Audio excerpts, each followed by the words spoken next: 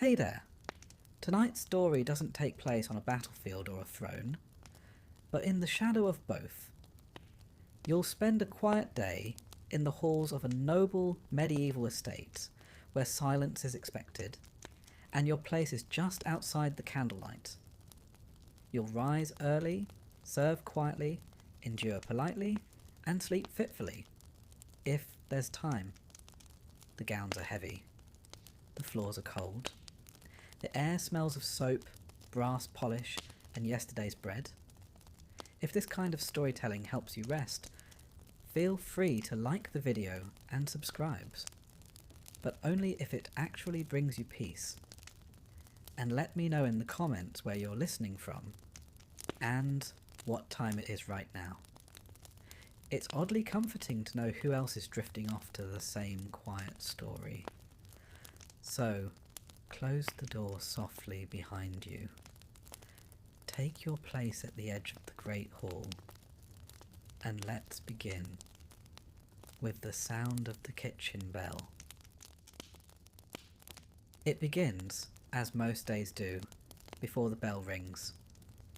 Before the gentry stir in their feather beds, before the chapel candle is lit, before even the cook grumbles her way into the smoky blackness of the kitchen hearth, there is a moment of stillness. That moment belongs to the servants, or rather, it hangs over them like a breath not yet exhaled just before the long day begins. The servants' quarters, if we may be generous with the term, are not in the manor proper. Oh no, that privilege is reserved for the family, and perhaps a favoured lady's maid or the steward, if he's managed to avoid any recent financial blunders. For the rest, their nights are passed in the cramped annexes, draughty outbuildings, or stone undercrofts. Sometimes above the stables, though only if they've proven they can sleep through the smell. These rooms are not private. Privacy, after all, is a luxury reserved for people who matter.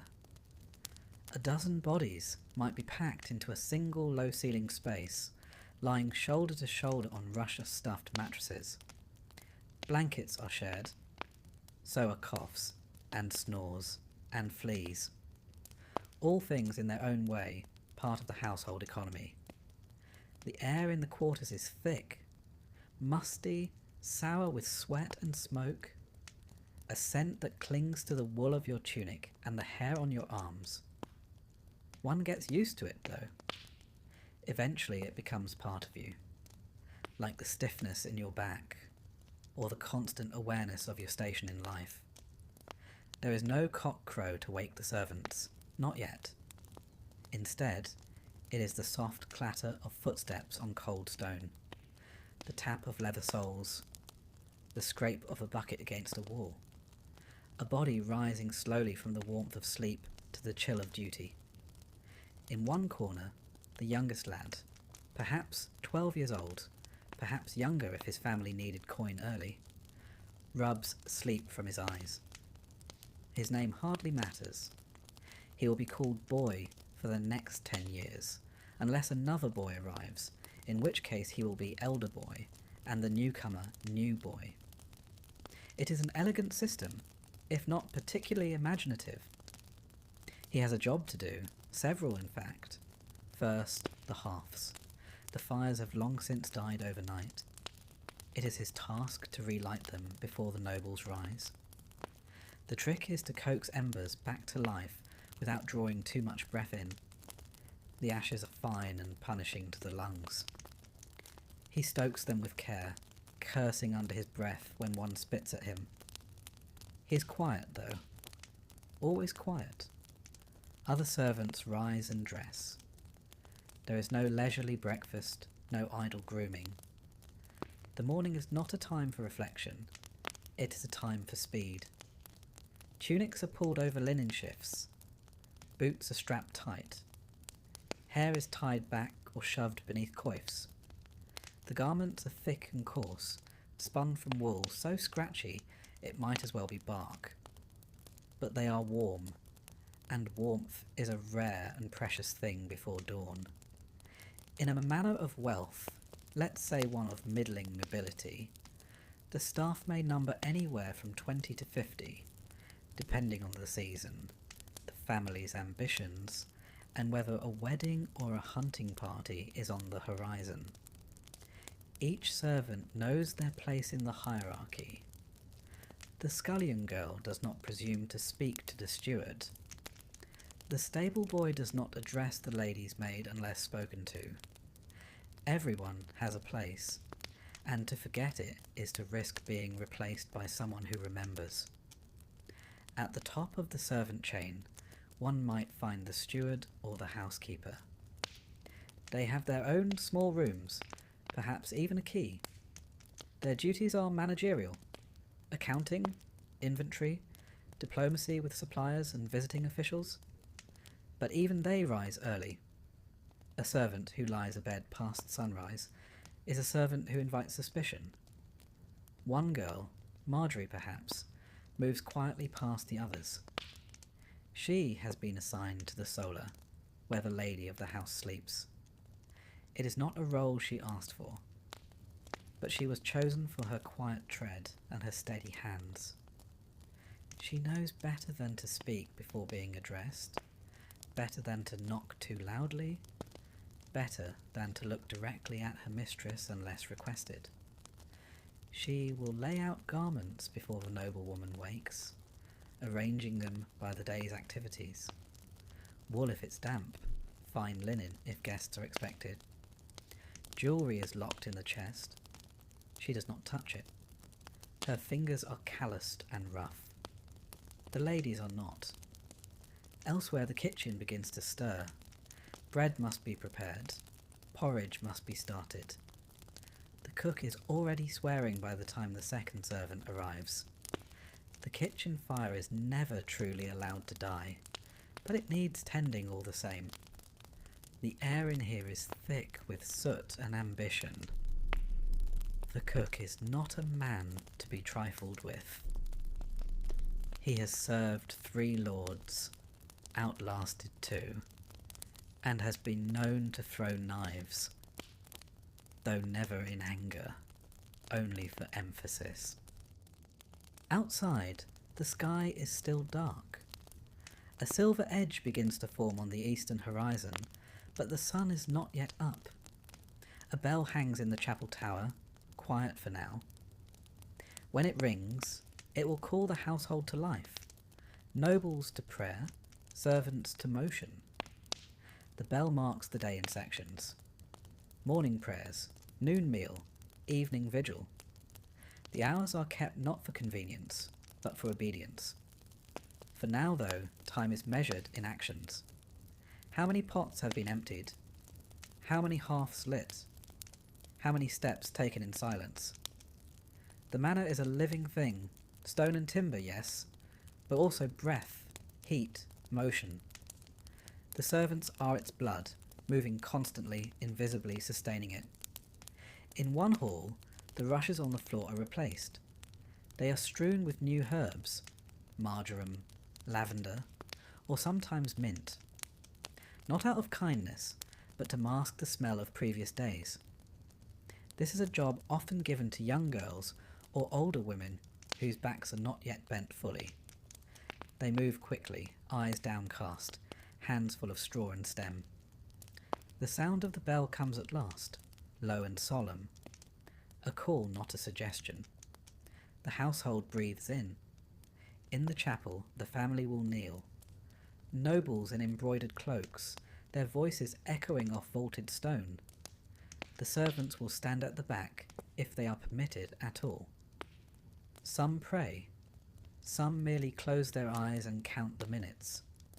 Then the real day begins. There is no fanfare, no chorus, just footsteps, instructions, and the quiet acceptance of repetition. Every morning is like this. Not quite identical, but familiar in its demands. A few servants live for the rhythm. Those who find comfort in duty, purpose in predictability. Others endure it, dreaming of coin, escape, or the faint hope of advancement. A trusted valet, a promoted maid, rare but not unheard of. The rest simply exist. They wake, they work, they sleep. The days pass like water through open fingers. A boy finishes with the hearth and wipes soot from his hands. He is too young for bitterness, too old for wonder. He moves on to the next room. Marjorie folds the nightdress of her mistress with care, smoothing the creases. She checks the chamber pot, half full as expected, and makes a note to have it changed. She does not gag. That reaction passes within the first month. The steward walks the hall, noting creaking beams, counting bolts of cloth, and pausing to inspect a loose hinge with mild disapproval. He is, above all else, a man of hinges. The cook, having scolded 2 underlings and burned his thumb on the griddle, shouts for the flour sack to be brought in. It's lighter than it should be. He says nothing for now. But someone, somewhere, will be spoken to. And still, the noble family sleeps. Their dreams are undisturbed, their beds warmed, their floors swept, their slippers placed just so beside the fire. None of this happens by accident. It happens because, long before the first bell, someone rose in the dark, pulled on rough wool, lit a flame, took a breath, and began again. The first tasks of the morning are not glamorous. They are not ceremonial, nor honoured, nor even noticed by most of the household. But they are essential. A great medieval household, even one nestled in modest nobility, runs not on pageantry, but on repetition. Long before the nobles sit to breakfast, before prayers are mumbled in the chapel, before the cook decides someone has salted the stew too much, there are duties. Small, invisible but vital. Fires, floors and footsteps. That is where it begins. First, the fires. Not the grand hearths of the Great Hall. That will come. Not yet. These first flames are for warmth, not spectacle. They are coaxed into being in kitchens, servant halls, storerooms and private chambers. Each one lit by a careful hand. Too little breath, and the flame sputters out. Too much, and the ashes flare up into your face like an angry cat. It's an art, really, a quiet one. You rarely hear of troubadours singing about the glories of the kitchen scullion who lit the main fire without losing an eyebrow. But perhaps they should. A boy, just past his 11th year, or perhaps not quite, kneels before the hearth in the outer kitchen. His knees press into the cold stone. He blows gently into the ash pile, eyes narrowed. His fingers are blackened already, though the day has barely begun. He tucks a twist of kindling beneath the grate, coaxing the ember to life. His breath fogs the air. The cold is biting. The kind of cold that finds its way through wool, past skin, into the marrow. But there's no time to dwell on it. Nearby, a girl of about 14 carries buckets of water from the courtyard well. The pail thuds heavily against her thigh. Her arms ache already, and it's only her 3rd trip. She balances the weight carefully. Too much sloshing, and her gown will soak. Wet wool is a misery all its own. It clings, chills and chafes. But again, there's no time for such thoughts. The laundry maid is waiting for the water. A delay there delays the washing. A delay in the washing delays the dressing. And nobody delays the dressing of the lady of the house, not if they value their position. Let us turn now to the floors. The floor of a medieval manor hall is not, as one might picture in modern fancy, polished wood and velvet carpets. No, the floors are stone or packed earth, sometimes strewn with rushes. These rushes are not merely decorative. They serve to absorb spills, collect refuse, and muffle footsteps. But they must be replaced regularly, swept out, thrown to the pigs or burned and laid anew with fragrant herbs tucked inside. Not out of kindness, but to stave off the less desirable odours of indoor life. The cleaning of these floors falls to the lowest of the low. The scullery maids, the untested, the unlucky. Hands calloused, knees raw, they work in pairs or alone. One girl sweeps with a crude broom of bound twigs. Another collects waste in a wooden pan. Bits of bread, bones, ash, and the occasional mouse corpse, all swept together in a slow, circular rhythm. Not fast, never fast. One doesn't rush these things. To do so only stirs the dust. Above them the banners hang still. Tapestries depict hunting scenes, biblical miracles, and the Lord's lineage, all stitched with such care and pride. Beneath them, the servants work in silence. They do not look up. Footsteps. That's the third part of the morning ritual. Not the steps themselves, but where they go. Who takes them? Who hears them? Footsteps mean movement. They mean life. The manor wakes slowly, but it wakes deliberately. A maid walks briskly through the west corridor, with clean linens folded in her arms. She nods politely at the steward, though he does not return it. He's counting, always counting. Bedsheets, candles, bolts of cloth, servants. All must be accounted for. In the courtyard, the stable hands begin their rounds. The horses are restless this morning. One kicks the wooden wall of its stall. A grey mare stamps impatiently, nostrils flaring. The air smells of hay and manure and damp leather.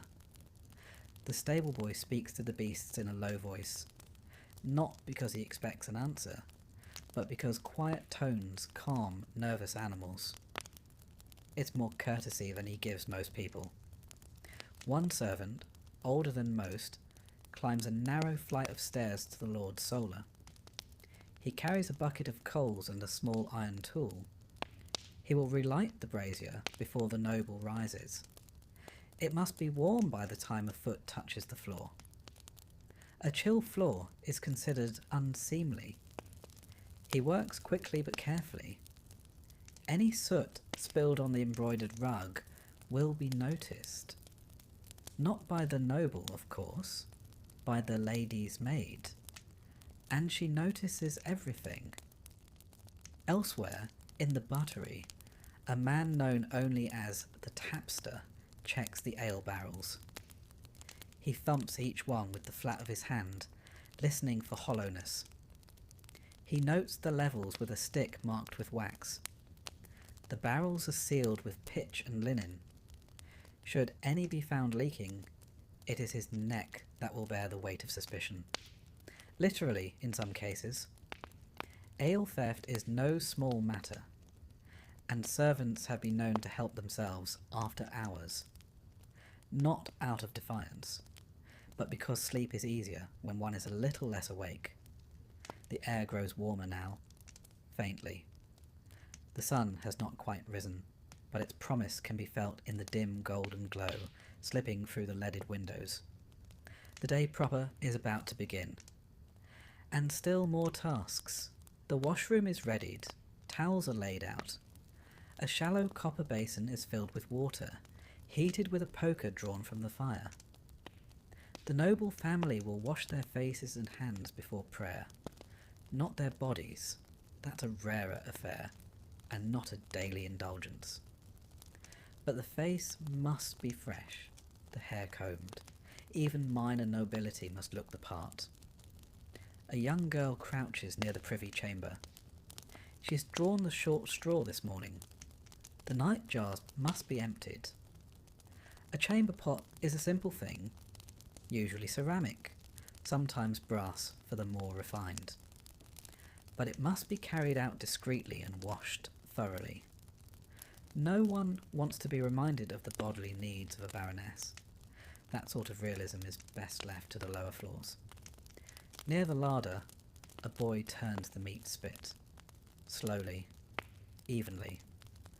A leg of mutton hangs from the iron hook. It is not breakfast fare, but preparation must begin early. The cook has been muttering about visitors since last night, though no one has confirmed anything. Still, better to prepare than be caught unready. There are few sins greater than a cold roast in a noble house. The staff move without instruction. They know their roles. Training is done not in lessons, but by imitation, repetition, and the occasional cuff to the ear. A new servant watches the older ones closely. Not just what they do, but how they move, where they pause, when they speak, and, more often, when they do not. Hierarchy runs through this world like mortar in the walls. The steward stands above the chamberlain above the grooms above the scullery boys, and all beneath the noble family, of course, who themselves answer only to the monarch and God, in that order, depending on who's watching. Yet there are subtle ranks within the servant class as well. The lady's maid, for example, may be of lower birth than the cook, but her proximity to the family grants her certain privileges. Better meals, finer fabrics, a room with a door. The laundress might be plain-spoken, but she knows every secret hidden in the Lord's linens. A good servant never forgets their place, but the clever ones know how to manoeuvre within it. Now the chapel bell tolls. Its sound is deep, resonant, almost mournful. It echoes through the halls like a sigh. The household is summoned, not by name, but by tone. The nobles to prayer, the servants to motion. Feet shuffle, heads bow. Not out of devotion necessarily, but out of habit. And so the first phase of today draws to a close. The fires are lit, the floors are swept, the footsteps have done their work. Soon the noble family will rise, and the real performance will begin.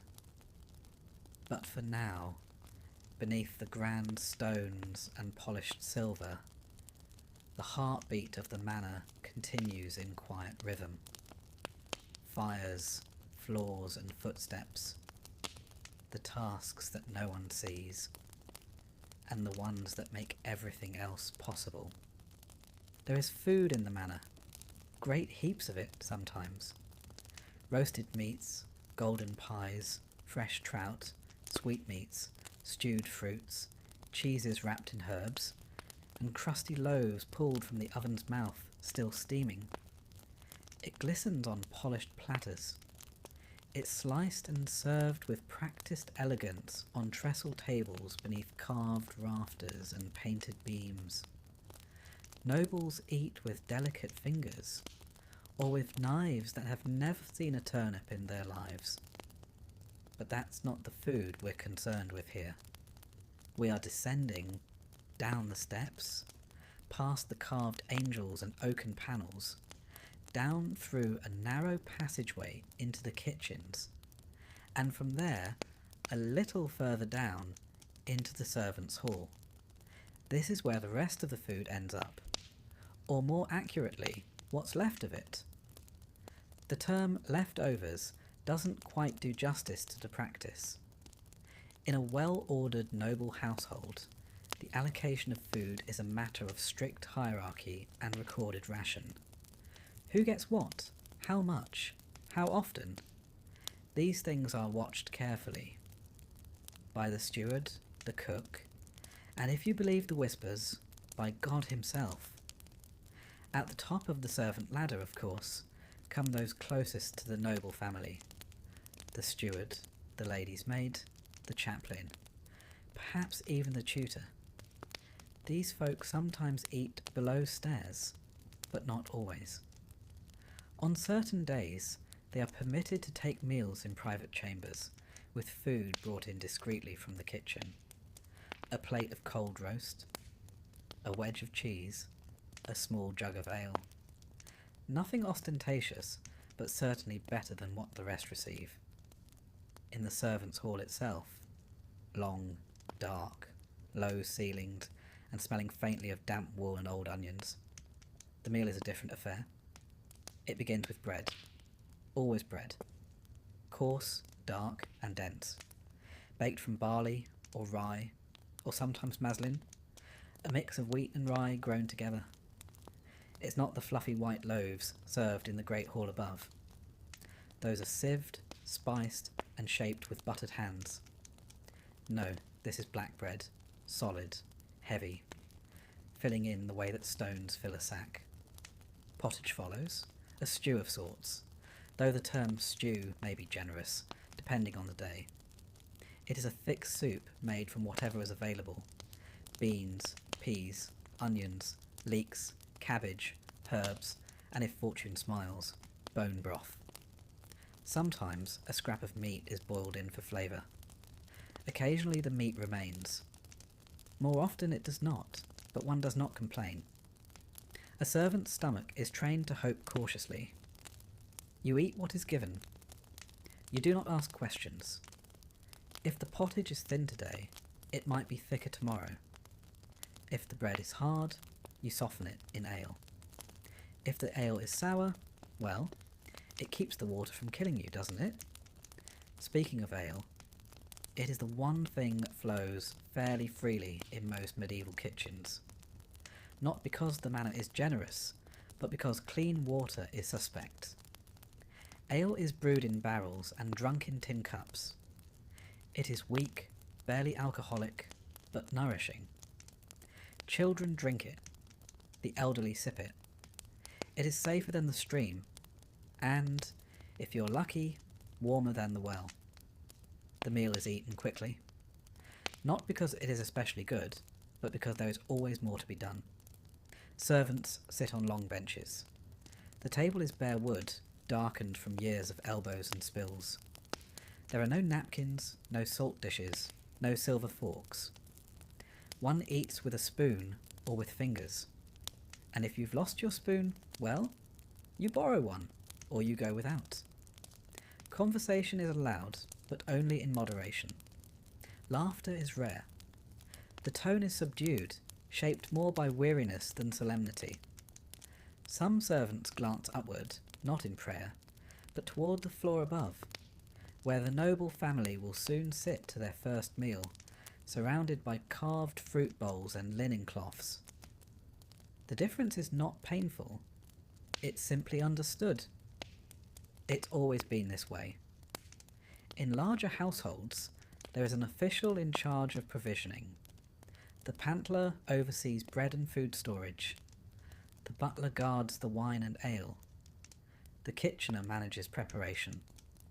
Each one watches the others with subtle suspicion.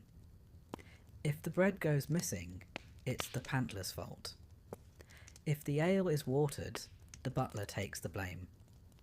If a side of beef disappears, the cook is questioned. And beneath them, those who do the carrying, chopping, boiling and cleaning, well, they are questioned only when something goes wrong. Otherwise, they are silent. Now, not all food reaches the servants' hall directly. Some is scavenged. Not stolen, scavenged. There is a difference. When a platter is returned to the kitchen half-eaten, its contents are inspected. If a capon is barely touched, it may be repurposed into a pie for the next day. If it's too far gone, it might be passed to the staff. Often, it goes to the dogs first. But clever servants know where the morsels hide. In the carving scraps, in the ends of cheese left on the serving board, in the fruit bowl that sags a little under its own ripeness. A lad may pocket an apple. A girl may tuck a slice of bread into her apron. These things are not done openly, but they are done. It is not about greed, it is about sustenance. Servants work long hours, lifting, bending, scrubbing, hauling. Calories matter. A boy who skips breakfast is a boy who drops a platter. And a dropped platter is, quite literally, a career-ending mistake. On feast days, there is a different rhythm. The noble family dines lavishly. dozens of dishes. Trenchers carved from stale bread. Roasted game birds? Spiced wine. Sugared dates. Jellies moulded into animal shapes. The servants, meanwhile, double their labour. The kitchen becomes a furnace of activity. Hands burn, feet blister. Tempers fray. And at the end, when the platters return and the hall is quiet, there is sometimes a reward. The steward may declare a feast for the staff. A secondary table laid out with what remains. Roast bones picked clean with care. Pies with the crusts gone but filling intact. Bits of honeyed fig. It's not much, but in a world of grey porridge and boiled beans, it tastes like sin. A boy once bit into a leftover sugared plum and wept.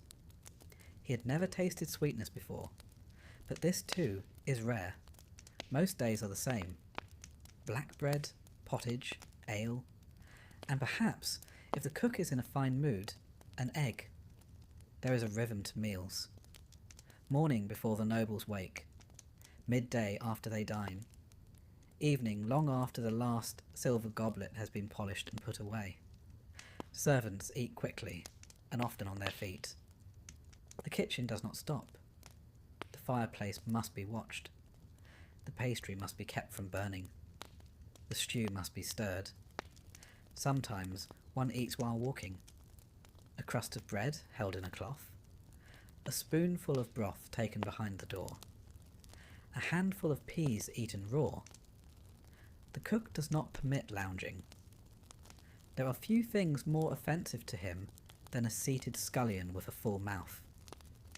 And yet, within this austere diet, there is variety. The changing seasons bring different herbs, different grains. Spring brings greens, nettles, leeks, garlic. Summer offers cherries, peas, beans. Autumn brings apples, onions, nuts. Winter brings, well, not much, unless the larder was well prepared. In some manners, the staff are given a ration book, not literal but remembered. 3 loaves per week. A pot of porridge per day. Ale twice daily.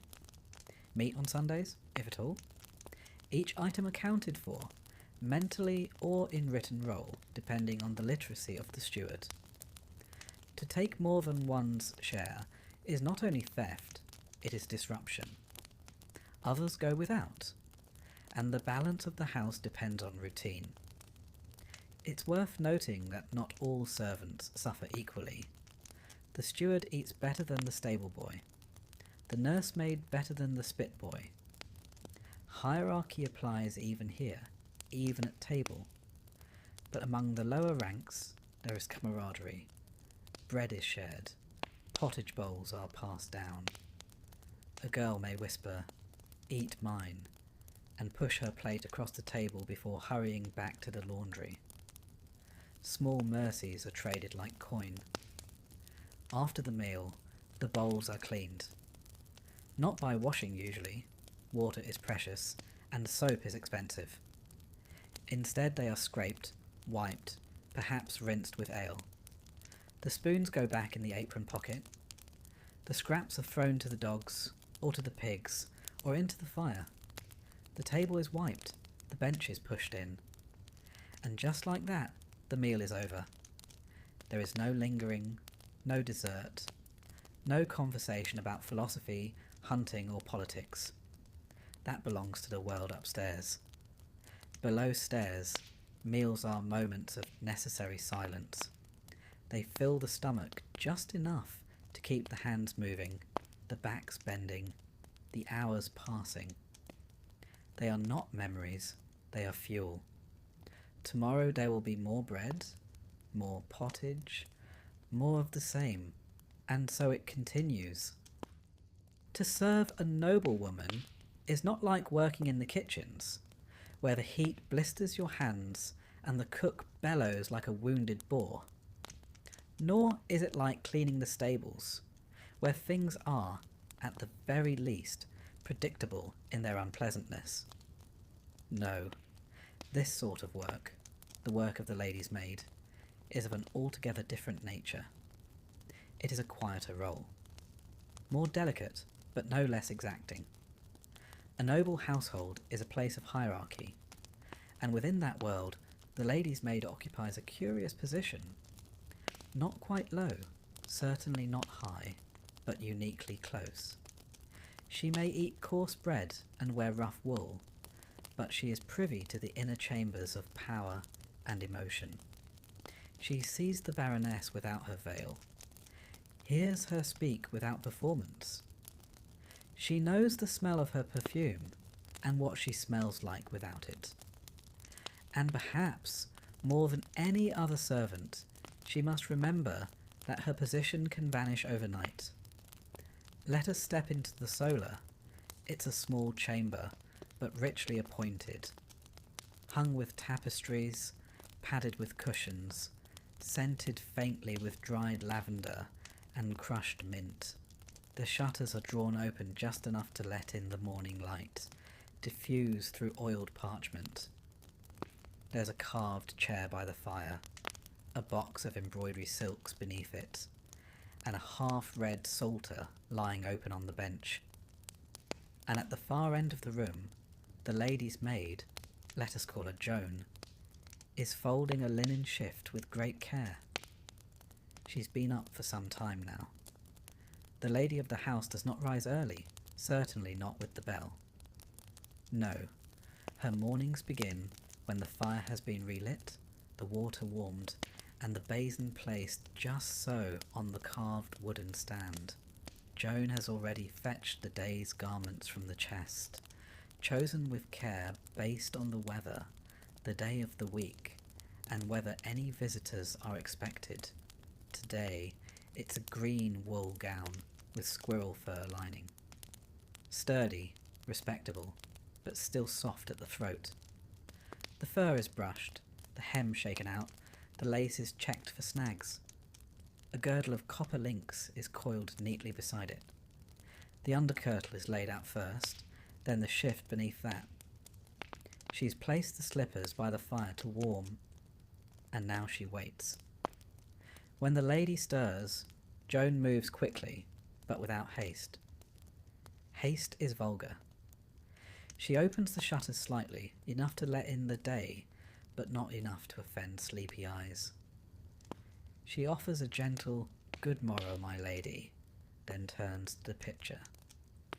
Water is poured carefully into the basin, steam rising in pale coils. The cloth is unfolded, wrung out, and placed over the lady's fingers. Nothing is rushed, nothing is forgotten. There is a rhythm to this, and Joan knows it well. Once the face is washed, the hair must be seen to. Joan removes the sleeping coif and begins combing. Carefully, slowly from the scalp down. A noblewoman's hair is her pride, and it must not be pulled or broken. Some ladies wear it braided, others in a net of gold cord, others under a wimple. Today, it's to be twisted and pinned beneath a veil. Joan retrieves the pins, sharp little things with carved bone heads, and slips them one by one into her mouth as she works. She uses the same comb every day. Boxwood, oiled to a sheen, the teeth polished smooth by years of use. They talk sometimes, or rather the lady talks. Joan listens. She speaks of court fashions, of the way Lady Marjorie's gown dragged embarrassingly through the rushes at the feast, of how her husband snores, of how her sister sent a letter written in Latin, poorly, as usual. Joan makes small sounds of agreement and interest. She does not contradict. She does not ask questions. She certainly does not laugh unless she's supposed to. She's learned to read moods the way others read books. A glance, a pause, a sigh. These things mean far more than words. Now comes the dressing.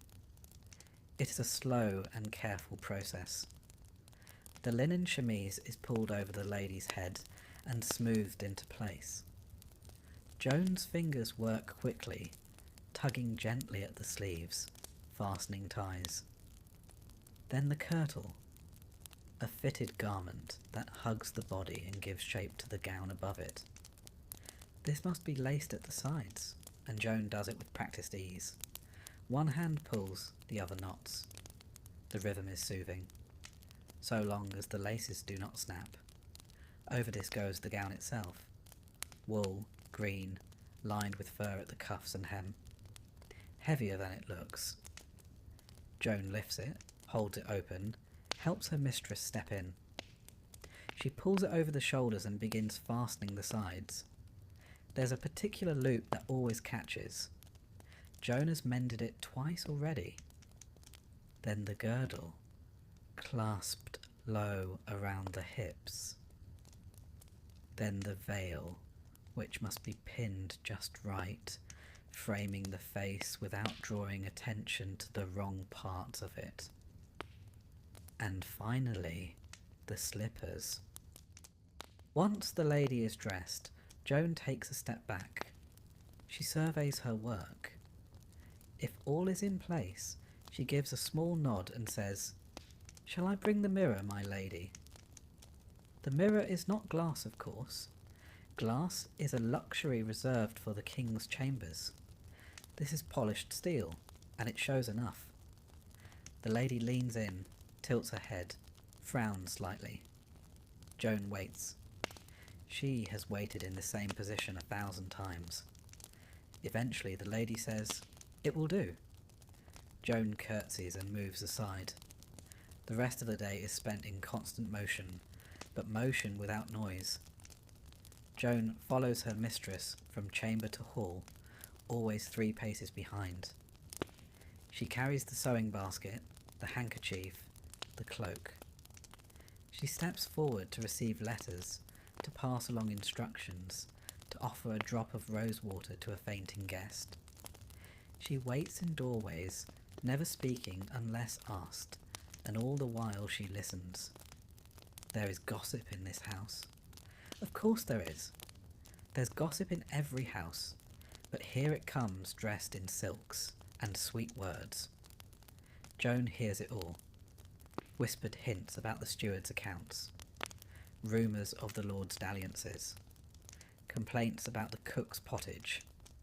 Some of it is nonsense. Some of it decidedly not. But she repeats none of it. She has seen what happens to those who talk too freely. The last maid, Agnes, grew too friendly with the visiting page boy. One overheard word, and she was dismissed within the hour. No references, no wages, no second chances. Joan helped her pack. Neither of them spoke. In the afternoon, if the lady is working on her embroidery or reading her psalter, Joan prepares garments for the next day. She brushes the fur, checks the hems, airs out the bodices.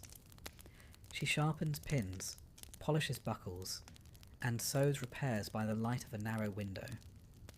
The thread is always waxed, the needle always fine. When the lady naps, Joan naps too, if only for a moment, seated against the door frame, head bowed. Always alert, always ready.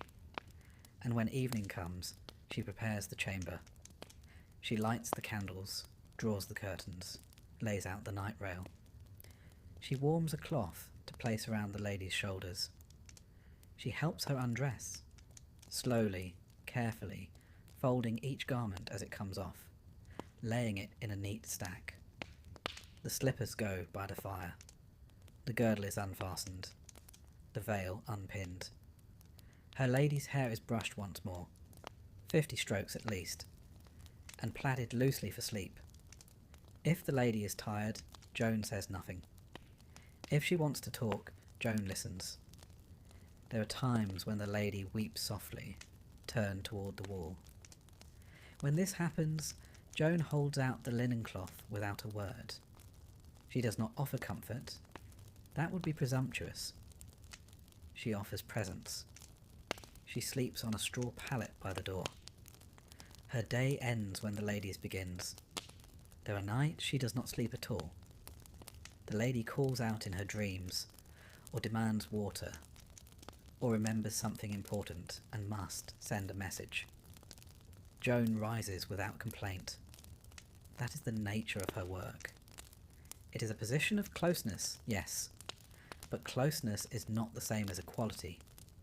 Still, there is something remarkable in the rhythm, the small acts of care, the unspoken knowledge passed from hand to hand, day after day. The lady never thanks her, not really, but Joan knows her service is seen, and so the days pass, in silence, in folds of fabric, in whispered instructions and perfectly tied knots. Grace, gossip, garments, the tools of the trade, and Joan, moving through it all like a shadow stitched to the edge of noble silk. The kitchen is not the heart of the manor, as some like to say. It is the furnace, the engine, the thing that smokes and sweats and stews long before anyone else is awake, and long after the last candle in the great hall is guttered out. It is not pretty, it is not genteel, and if you're a servant here, it is not quiet. Let us descend into it, stone walls blackened by soot, a central hearth large enough to roast a sheep whole, iron hooks hanging from beams overhead, heavy tables dusted with flour and crumbs and the faint smear of animal fat. It smells of ash and onions, sour ale, wet wood, damp wool, grease, and something burnt that no one has had the courage to identify. The kitchen in a noble household, say that of a wealthy baron or count, is its own little kingdom. And like all kingdoms, it has a ruler, the cook. A large man typically, not in the soft way of a merchant, but thick around the arms, heavy in the foot, with a voice like a dropped cauldron and a vocabulary to match. He has served in 4 households, survived 1 lord's mistress, 2 hunting accidents, and at least 1 food poisoning incident that he insists was not his fault. He does not tolerate waste, or tardiness, or incompetence, especially from the spit boys. Now the spit boy is perhaps the lowest of all kitchen ranks. He is usually between 10 and 13 years old, bony and perpetually scorched. His job is to turn the roasting spit, a long iron rod suspended over the hearth, on which haunches of meat rotate hour after hour. If he turns it too slowly, the meat burns on one side. Too fast, and it cooks unevenly. If he stops altogether, well, there are stories of what happened to the last boy who did that. He left with a welt on his back and a broken tooth. Possibly unrelated, possibly not. The kitchen is organised chaos. The kitchener, a senior assistant to the cook, oversees supplies, barley, beans, dried fish, salted pork, eggs, root vegetables, and the ever-dwindling store of preserved plums. He keeps a tally, not on paper, which is too precious, but in a ledger kept under lock and key, to be consulted only when suspicion arises.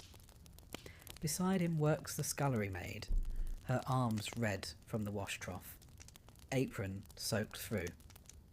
She scrubs pots black with soot, knives dulled from overuse, pewter dishes with their dented rims. Her hands are always busy. So is her mouth, usually muttering about someone else's mess. The undercooks tent the boiling pots. One for pottage, one for sauces, one for something that started out as fish, but may now be something else entirely. They stir with long wooden paddles, avoiding the occasional spark or splash. Burns are common. Blisters are ignored. A good kitchen maid learns to keep moving no matter what drips on her shoes. Meals in the manor come in waves, and the kitchen is never still. First comes breakfast, if you can call it that. For the nobility, it is light, perhaps a small bread roll, a slice of cold meat, a cup of warmed ale or watered wine. It is more about status than sustenance. They do not eat heavily in the morning. They leave that to the people who actually do the work. But even for this modest meal, the kitchen is aflame. Bread must be sliced, crusts trimmed, the right kind of cheese found. Butter must not be too hard. The ale must be tasted for freshness, by someone trusted, and preferably not too eager to drink. The servant's own meal, taken earlier and quickly, is nothing so refined. Coarse bread, porridge if there's time, a handful of dried peas if there's not. The real frenzy begins before dinner, which is served around mid-morning or shortly after. This is the largest meal of the day for the noble family. Several courses, a roast, a soup, boiled greens, perhaps a tart or custard. In winter, root vegetables and dried fruit. In summer, fresh herbs and soft cheeses. Each dish must be prepared with care, not because the Lord is a connoisseur, but because he is easily offended. The cook bellows instructions. More salt! No, not that salt. The fine salt. You donkey! Who plucked this capon? It still has feathers on the leg. A kitchen boy scurries off with a limp bird. Another scrapes fat from a pan. A girl is sent to the herb garden for parsley. She comes back with mint. She's sent again. There is hierarchy here, even among the ingredients. Pork is common, mutton respectable, beef less so. It's expensive and hard to keep. Fowl is a treat, especially swan or goose. But the prized delicacy? Peacocks, served with their feathers reattached after roasting. Not for flavour, heaven forbid, but for display. The last one nearly caught fire when the feathers were set too close to the hearth. Sugar is rarer than meat. It is kept in a locked box, used only in pies for feast days, or when the lady of the house is feeling particularly melancholy. Spices are controlled like treasure. Saffron, cinnamon, cloves, pepper. Pepper is weighed, literally weighed. If a servant uses too much without permission, they might find their wages docked, or worse, be accused of theft. A missing spoonful of cloves can be a criminal matter.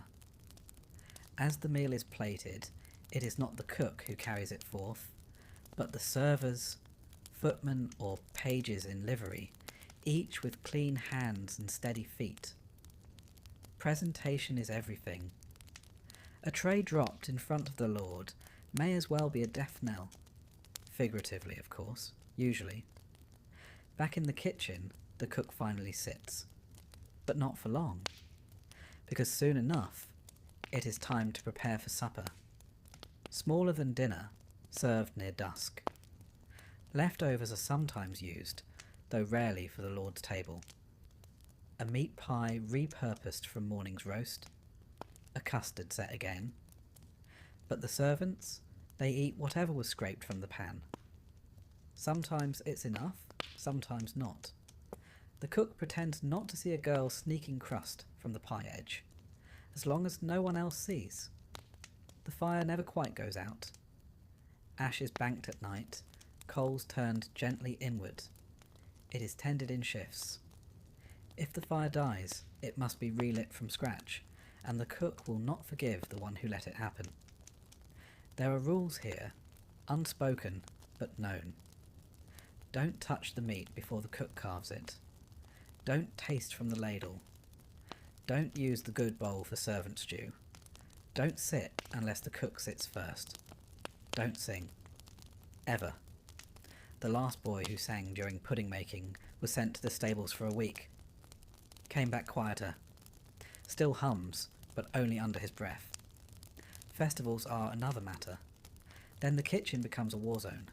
Dozens of pies. Roast boar, complete with apple in mouth.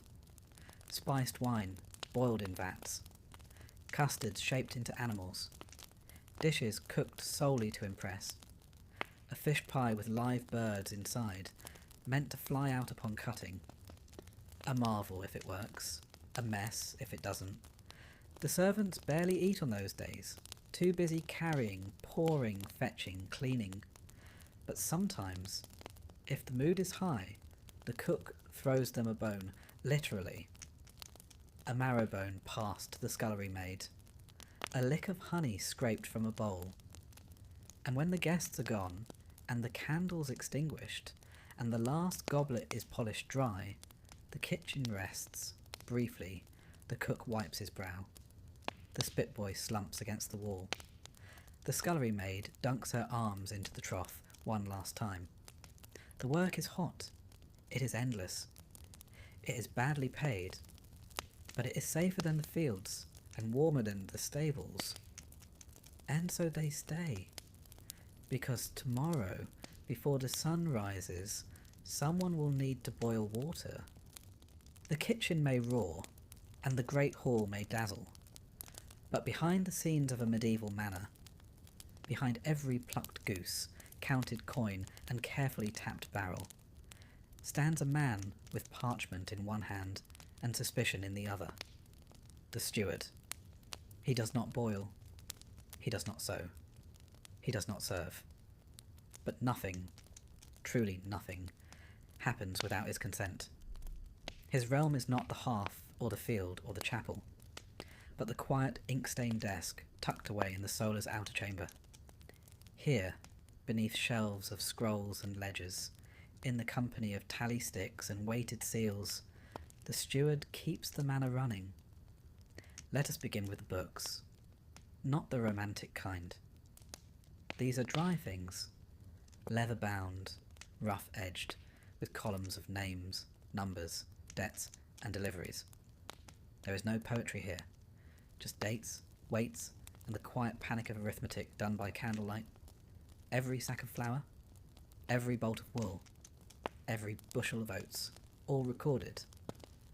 The steward knows how many hens should be laying, how much ale has gone missing, and precisely how many candles were used during the ladies' vigil last Tuesday. He keeps a wax tablet by his side for quick notes, scratched and scraped smooth again, over and over. His fingers are stained from ink. His back is stiff from sitting. He is not a man of drama. He is a man of detail, and he sees everything.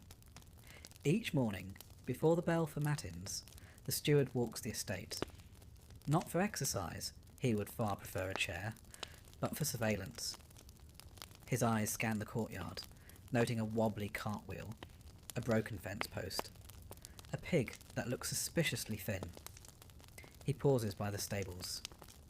Too much straw used last week. He makes a note. He inspects the larder. Fewer hams than he expected. Another note. The staff know to keep busy when he's about. A servant leaning too long by the well is a servant inviting scrutiny. He walks with a pace just fast enough to make you uncomfortable. He speaks little, but when he does, it carries weight. Why was the linen order late? Why is the barley delivery light? Why are 3 candles missing from the scriptorium? He rarely raises his voice. He doesn't need to. He is the one who calculates wages, approves rations, and determines who receives new boots in the winter. He knows whose sister is ill, who owes a debt, who is related to the cook. Favour can be won, but only cautiously. The steward's room, what the staff call the counting room, is small, square, and far quieter than the rest of the manor. A single narrow window lets in a beam of light, usually dust-streaked. The desk is broad and covered in parchment. Stacks of records rest nearby, weighted with stones. There's a cupboard of sealed boxes, each with its own key. He carries most of them on a chain beneath his tunic. This is where receipts are stored. Not like modern receipts, but letters from tenants, lists from suppliers, tallies from the reeve. Every penny that enters or leaves the estate is accounted for, at least in theory. If the steward is clever, and most are, he allows small losses here and there, just enough to keep things moving. but never so much as to suggest incompetence. He is not entirely alone in this work. The bailiff oversees the agricultural side of things, ploughs, harvests, livestock. The reeve, a peasant elected by fellow villagers, keeps order among the labourers. The steward listens to them, takes their reports and files them away. But he does not trust them. Trust is dangerous in his line of work. Once a week, sometimes more, the steward sits down with the lords of the manor. This is a delicate business. The lord does not care to hear about grain rot or the price of tallow. He wants to know that his coffers are full, his tenants are quiet, and his wine cellar suitably stocked. The steward provides just enough detail to reassure, but not enough to bore. My lord, the barley yield was 2 carts short, but the ale store remains sufficient. My lady's cloth order arrived from Coventry, though the purple dye is lighter than desired. The southern fields fence has collapsed. Repair is underway. He delivers news like a physician delivers a diagnosis. Calm, measured, precise, even if the patient is half dead. There is a cold power to this position. The steward does not order, not like a knight might. He does not threaten, but he can recommend. And a recommendation from the steward say that a particular servant is unreliable, or that a cook's assistant has been careless with flour, can end a position overnight. That's why, when he enters the kitchen, the laughter stops. When he appears in the hall, servants straighten their backs. He is not cruel. He is not even particularly stern. But he is the one who writes it down. And in a world where most of what you do vanishes into thin air, the person who keeps the record matters more than you'd like. His tasks extend beyond food and wages. He manages rent collections from the manor's tenants, peasants who farm the lord's land in exchange for coin or labour. He records when they pay late, when they beg mercy, when they flee in the night. He walks the boundaries of the fields twice a year, muttering about hedgerows and trespasses, measuring with a knotted rope. He handles inventories of wine, of grain, of firewood. He checks the lock on the silver chest, inspects the linen stores, and audits the beehives. He does not tend them, he merely ensures they are tended. And then there is the hiring. New servants must pass through him. He reviews their origin, their references, and, if they are literate, their penmanship. He is wary of charm. A clever boy with too much polish may be a thief. A girl too shy to speak may hide a temper. He makes notes, keeps a list, updates it. Each holy day or feast, he must calculate costs. How many guests, how many courses, how many candles burned per hour. He checks the cook's request for raisins. Too many. He trims it down. He asks why there are no pigeons on the menu. The falconer blames the weather. The steward marks it down. He is never idle. Even when seated, his mind ticks. What is missing? What is overspent? What hasn't been counted? And yet, he is not heartless. Now and then, he looks the other way when a maid takes a crust of pie. He ignores a stable boy's second mug of ale on a hot day. These are calculated mercies, too strict, and the household rebels, too lenient, and the roof caves in. At year's end, the steward compiles the great roll, a parchment of terrifying size, listing income, outlay, wages, losses, and debts. It is presented to the Lord with a wax seal, often read aloud. A ritual of permanence. What was, and what was spent. This is when the steward shines. For though his life is lived in shadow, in numbers and whispers, he is the memory of the manor, the thing that prevents collapse. the one who knows what the lady's necklace cost, how many arrows the armoury holds, and when the gardener last trimmed the privy hedge. He does not fight in battle. He does not entertain in the hall. But he knows how much lamp oil was used last winter, and that sort of knowledge can be a weapon all its own. At night he sits alone. He drinks a modest cup of wine, writes one more line in the ledger, scratches a note to remind himself to count the geese in the morning. Then he folds his hands and thinks, because tomorrow the hay must be tallied, the tallow weighed, and someone must answer for the missing spool of linen thread. And he already knows who it was. The manor is humming, not with music, though that will come, not yet with laughter or the tinkling of goblets. No, this sound is older, more urgent. It's the hum of work. Broom bristles across flagstones, pails clanking in stone corridors, knives being sharpened against whetstones, voices calling out orders sharp as bells. A festival day approaches. And if you're a servant in a wealthy medieval household, this is not cause for celebration, it's cause for alarm. Because feasts, in all their glitter and glory, do not prepare themselves. They are built from bone and broth and blisters, from sweat and scalds and sleeplessness. They are forged in the hands of the kitchen staff, the scullery maids, the steward, the pages, the stable hands, the poor trembling boy tasked with polishing every pewter dish before dusk. And for all this labour, not a single bite of goose will pass your lips, not unless you steal it. And even then, best be quick about it. Let's begin, as always, at dawn. The steward has already been up 2 hours, tallying the stock. The cook is pacing in his slippers, threatening violence to anyone who misplaces a sprig of rosemary. The kitchen smells of smoke, herbs, onions, and the faint panic of undercooked pastry. Today, the noble family hosts a feast in honour of St. Martin's Day, or the Lord's birthday, or the arrival of a cousin from London. It doesn't matter. The reasons change. The effort does not. The menu is ambitious. Of course it is.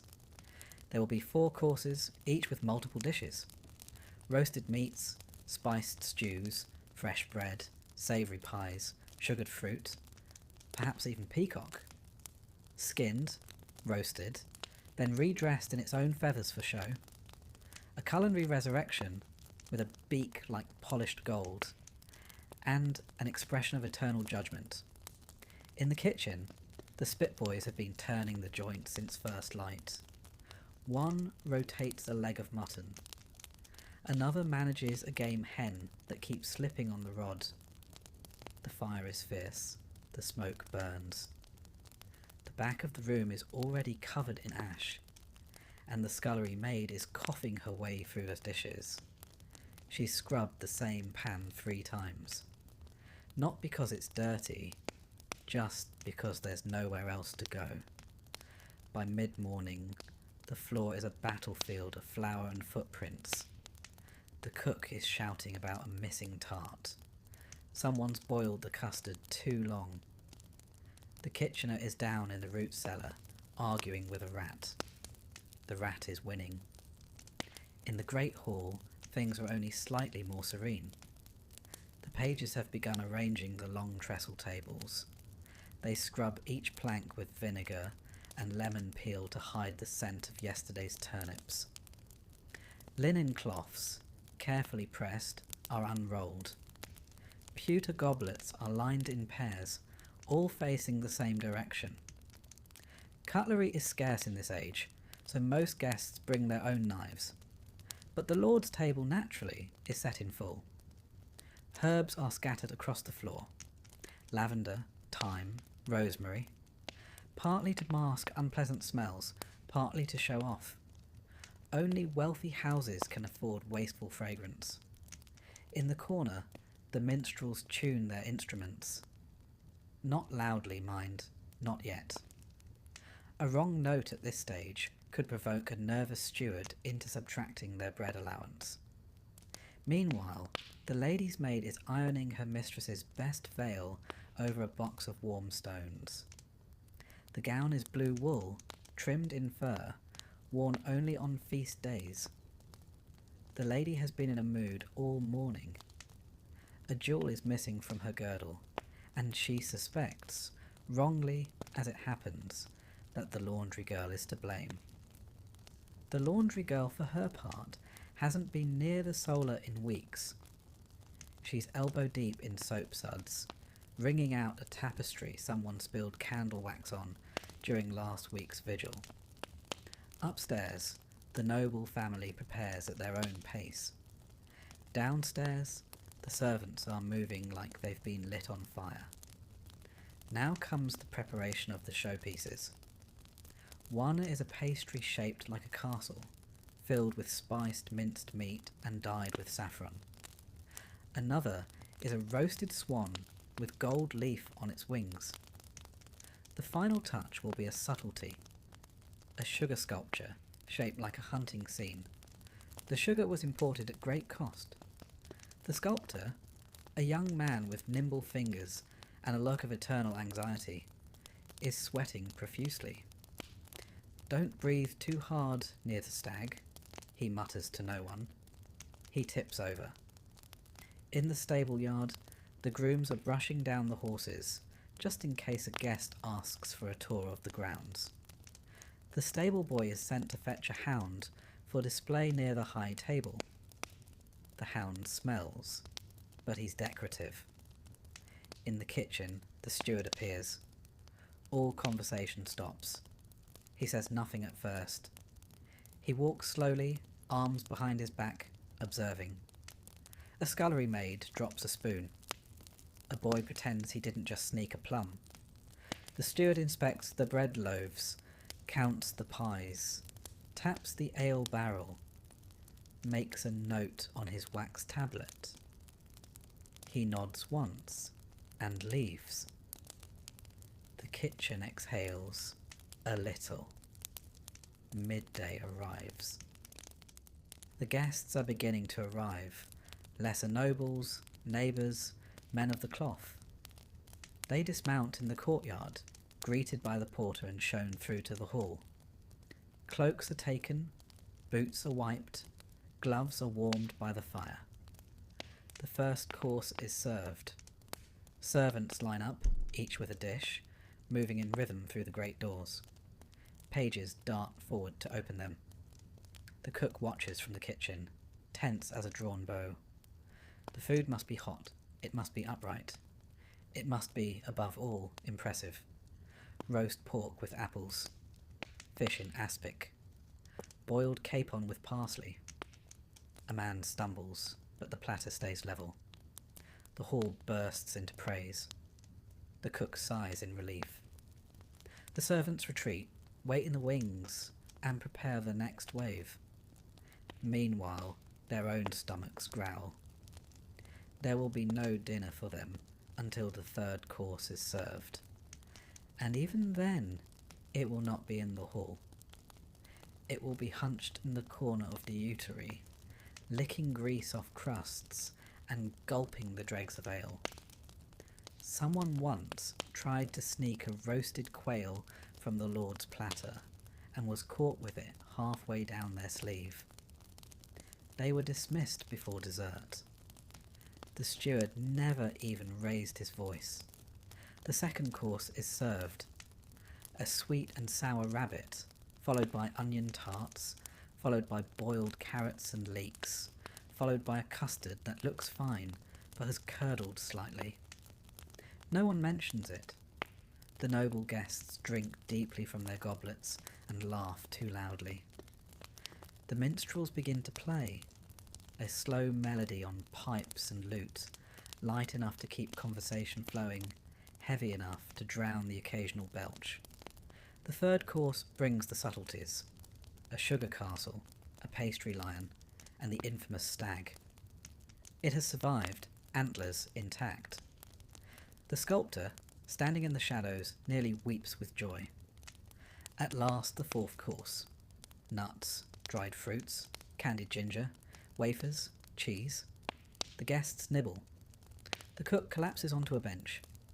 The servants eat what they can, where they can. Bread crusts, chicken scraps. A handful of raisins if no one's watching. No one thanks them. No one mentions them. They are not supposed to be seen. When the feast ends, the real work begins. Platters are cleared. Bones collected. Ale barrels drained. The tables are wiped. Linens gathered for boiling. The rushes are swept up and thrown into the fire. The cook issues final orders, already thinking about tomorrow's bread. The lady removes her veil and hands it to her maid without a word. Her shoes are kicked off. Her girdle unfastened. She complains about the music. The servants do not comment. Hours pass. Candles are snuffed out. Trays are stacked. Dishes are rinsed. Ashes are swept. By midnight, the manor sleeps. And in the kitchen, one boy eats the last corner of a meat pie, cold from the shelf, and calls it the best thing he's tasted in months.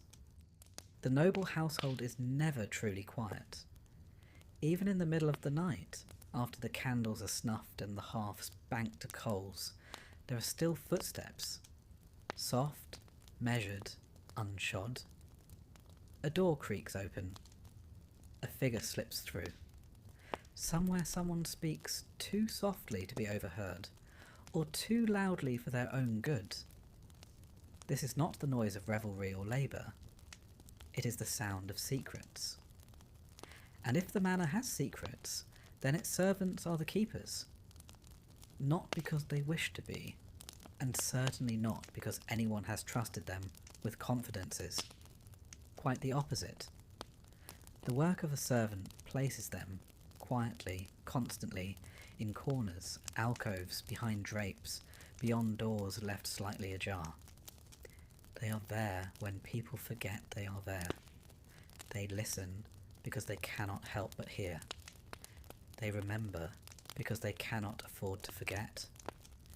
Take, for example, the chamberlain, the personal attendant to the Lord. He is responsible for the Lord's wardrobe, his private rooms, his schedule, and occasionally his excuses. He handles letters, lays out tunics, and stands silently during conversations not meant for his ears. But he hears them nonetheless. Affairs of land, alliances, debts, whispered names, said with too much meaning. The Lord rarely glances at him, sometimes calls him by the wrong name, never asks if he's married, doesn't know or doesn't care that he isn't. Yet the chamberlain knows what the Lord fears, what he covets, whom he envies. He has seen the letters he pretends not to have received. He knows that the Baron drinks before matins on feast days, that he has a sword hidden behind the wall panelling, that he once told his confessor he hated his eldest son. He says nothing. He writes nothing. He simply waits. There is also the lady's maid, who, by now, has heard far more than her mistress would be comfortable admitting. The snide comments about visiting nobles, the sobbing fits after letters arrive, the rage when a favoured gown is spotted on another woman at court, the obsession with a silver comb gifted long ago and never worn. The maid knows how often the lady takes her tincture. She knows about the midnight visits from the chaplain. She knows which drawer the lady hides her jewellery in when her husband is angry. And she has seen, once or twice, bruises where there should be none, but she says nothing. She is not a fool. Even the stable boy, lowest on the manor's ladder, has seen things he shouldn't. He saw the knight's page hand a pouch to the steward's assistant, something clinking faintly inside. He saw the Baron's youngest daughter ride out alone, without an escort, and returned flushed and breathless an hour later. He once found a letter, unopened, tucked into a saddle blanket. He cannot read, of course, but he recognised the seal. It belonged to the same cousin who was later disinherited. He buried the letter in the dung heap. No one ever asked about it, but they watched him more closely afterward. Then there is the household priest, or chaplain, technically not a servant, but close enough. He hears confessions. He gives sermons.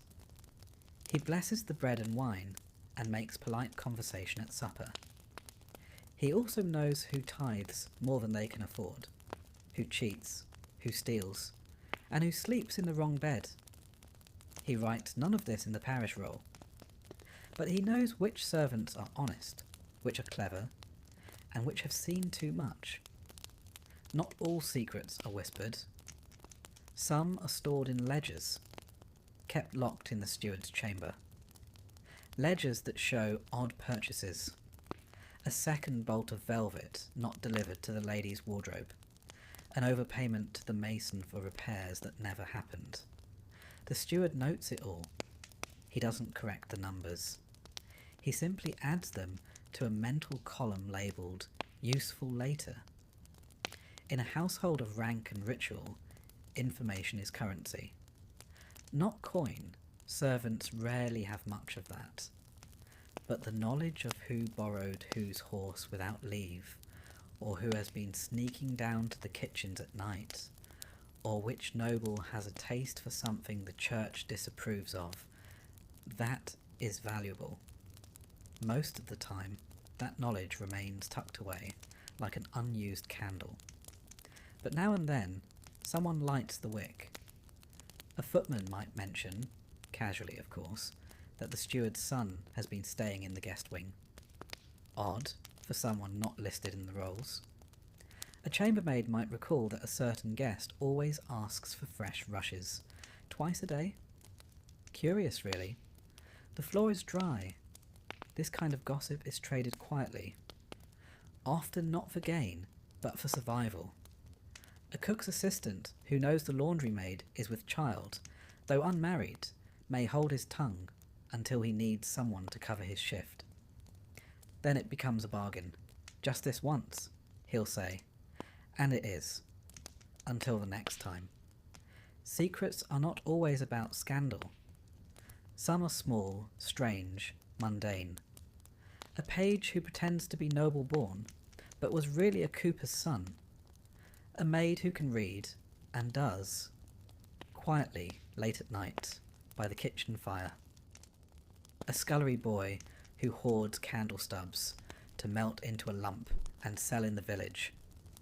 No one asks, no one tells, but everyone sees.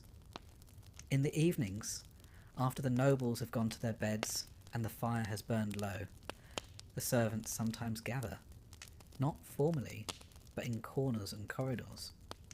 Someone sharpens a knife. Someone darns a stocking. Someone mutters about the steward's new boots. These are not relaxed moments. They are simply pauses, the kind you find between storms. And if someone starts to say something, a little too boldly, the others glance toward the shadows. The manor walls are thick, but not deaf. One servant, years ago, tried to sell what he knew. He took a letter, private, sealed, and passed it to a travelling friar. The friar reported it. The servant was dismissed before the hour was out. No one saw him leave. The story is told often. Not for warning, just as a reminder. Even death does not silence everything.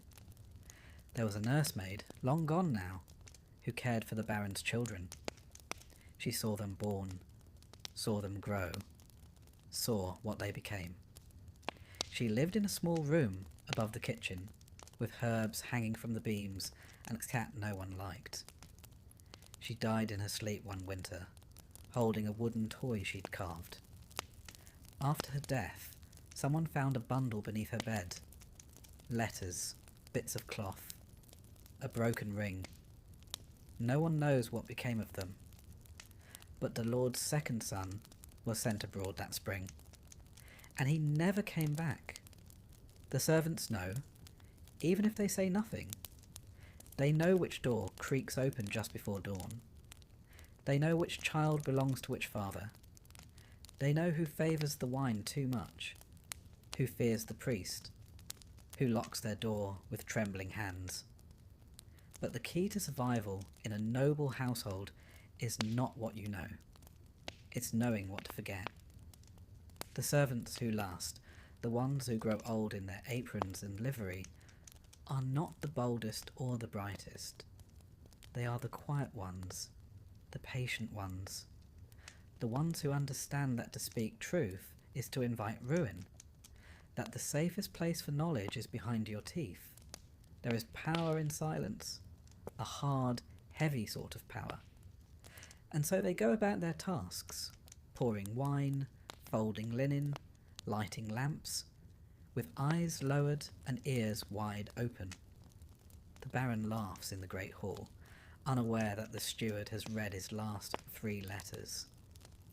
The lady frets over her gown, unaware that her maid found the poem in the hem. The chaplain preaches about virtue, unaware that the stable boy saw him leave the lady's chamber, barefoot and flushed. The manor holds many secrets, but the servants carry them, and they never, ever drop them. A medieval household, even a well-run one, is not a place where things go perfectly. It is not a machine. It is a living thing, full of wooden beams and weathered stone and human beings who forget, who falter, who slip. And when they do, when something breaks, burns or disappears, someone is always to blame. Sometimes it's no one's fault. Sometimes it's the wind, the rain, a rat in the flour sack, or just bad luck. But noble households do not run on generosity. They run on order. And when that order is disturbed, it must be punished. Let us begin with something small. Say a servant knocks over a goblet during supper.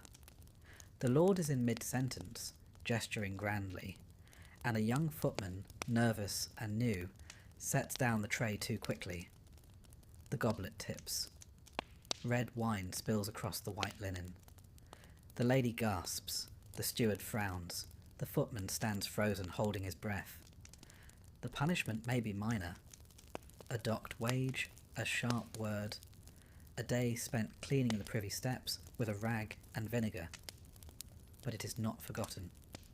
Mistakes are remembered in this house, especially by those who tally wages and keep track of linen stains. Now, say a servant drops something more important. A silver spoon, for instance. Not into mud, but into the fire. It melts before it can be retrieved.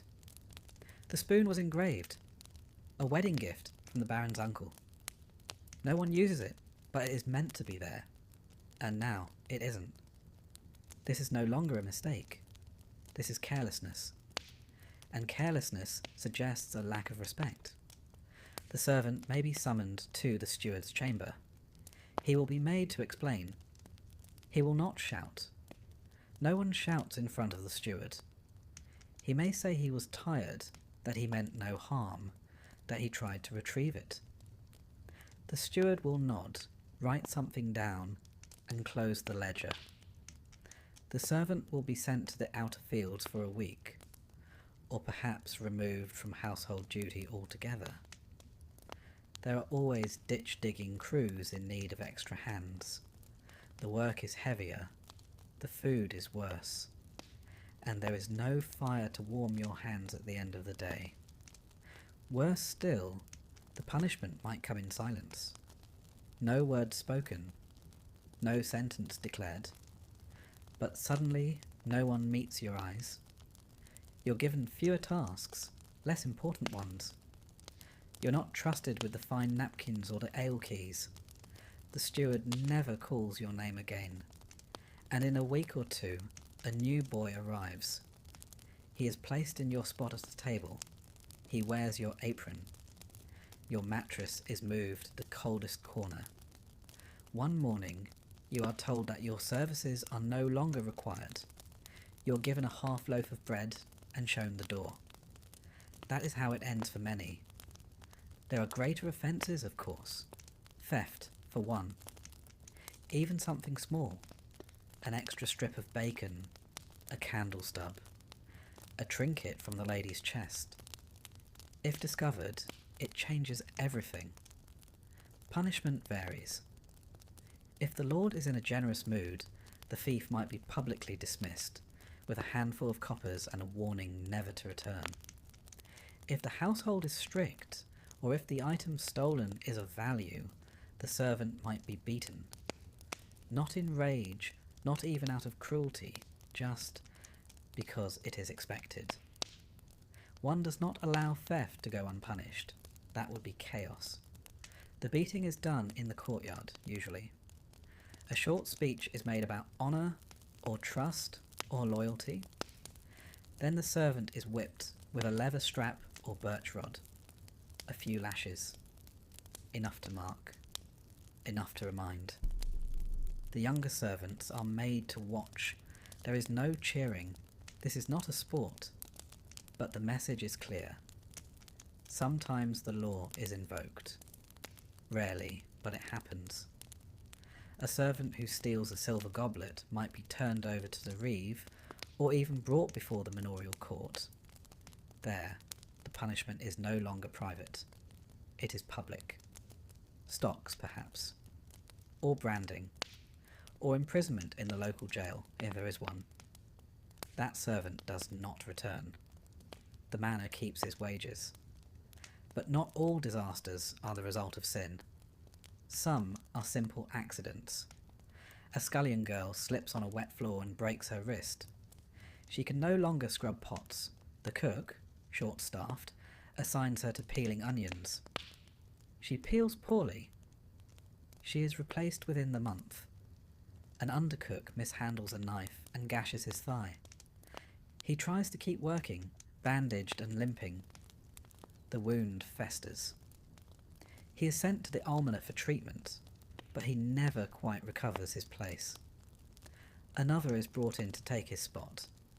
The kitchen keeps moving. The knives keep chopping.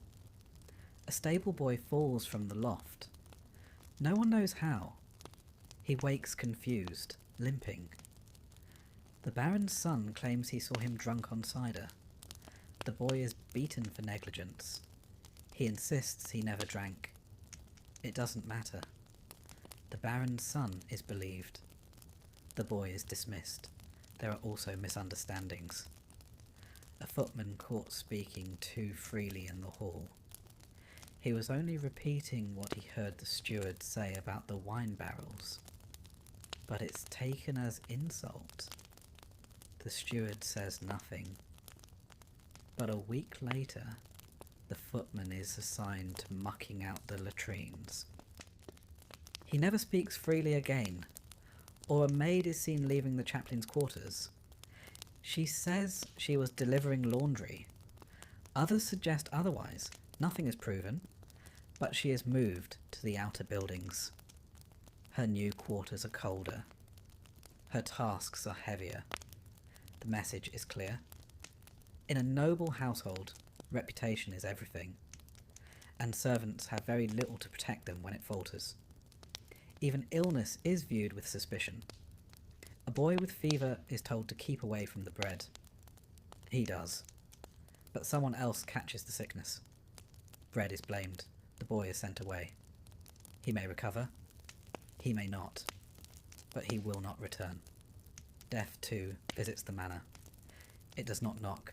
A cook once collapsed into the fire. Heart stopped mid-stir. He was pulled from the flames half-burned. The steward arranged for a burial. The kitchen was cleaned. A new cook arrived 3 days later. Life continues. The servants know that their place is never guaranteed, that a single misstep, a single bad day can turn into disgrace, that their names are written in chalk, not ink. And so, They are careful. They speak softly. They carry trays with both hands. They polish every spoon twice. They nod when spoken to. They keep their heads down. But sometimes, even caution is not enough. A girl is accused of stealing lace. She didn't. The steward's niece planted it. The girl pleads, cries. The lady listens but shrugs. The girl is dismissed. No one stops her. The steward's niece smirks. The cook sees it. He never says a word. But 2 weeks later she finds her shoes missing, her tasks doubled, her name mysteriously omitted from the ledger. She complains. The steward says nothing, but the cook smirks. Justice, when it happens, is quiet. Just as disgrace is quiet. It arrives like fog. One morning you are one of them. The next you are not. And no one ever explains why. The end of the day in a noble medieval household does not arrive like a closing curtain. It does not sweep in all at once with thunder or fanfare. It arrives instead the way dusk seeps into a room through a crack in the shutters. Quietly, gradually, and entirely expected. The great manner slows, not stops. It exhales. And the servants, after hours of bending, polishing, scraping and serving, begin the final rituals of the day. Not relaxation, there is no such thing in service, but closure. The long night is a different kind of work. Dinner has passed. The great hall, once alive with the scrape of knives and clatter of trenchers, is cooling to stillness. The guests have returned to their chambers. The nobles sit in the solar, drowsy with meat and wine, their words drifting like smoke. In the kitchens, the final pots are being scrubbed. Not with soap, too precious, but with sand and ash, scoured clean by blistered hands and old cloths. The scullery maid, her arms sore to the shoulder, mutters under her breath as she scrapes crusted fat from the bottom of a spit pan. She's been on her feet since sunrise. Her knees feel as though they belong to a much older woman. Across the stone floor, the cook is giving his final orders for the next day. Without turning from his seat, eyes half closed, tankard in hand. He names things like a priest reciting liturgy. Oats, lard, marrow bones, garlic, barley, goose. Each word is a command. Each one carries consequences if forgotten. One of the undercooks scratches the list into a wax tablet, trying not to drop it into the fire. He will rewrite it in the morning when his hands are steadier. The fire is banked, not extinguished. Never that. It must smoulder through the night, so that the cook does not start from cold come morning. A fire that has gone out is not simply an inconvenience. It is a confession of laziness, a black mark. The hearth breathes quietly now, reduced to glowing embers and the occasional pop of pitch from an old log. Elsewhere in the manor, in its many rooms and recesses, the servants begin the closing gestures of the day.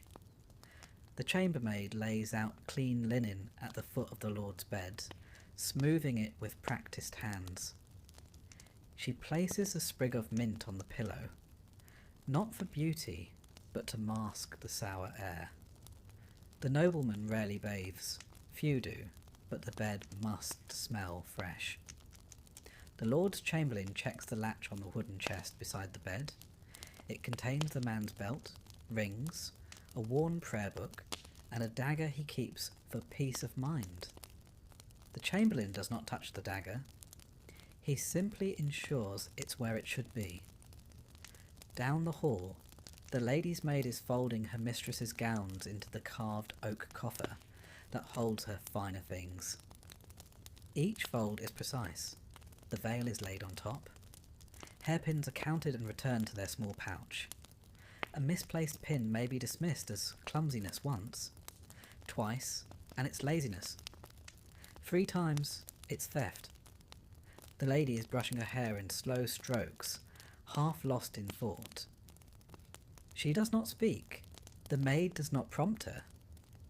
In time, the lady will hold out the brush without a word.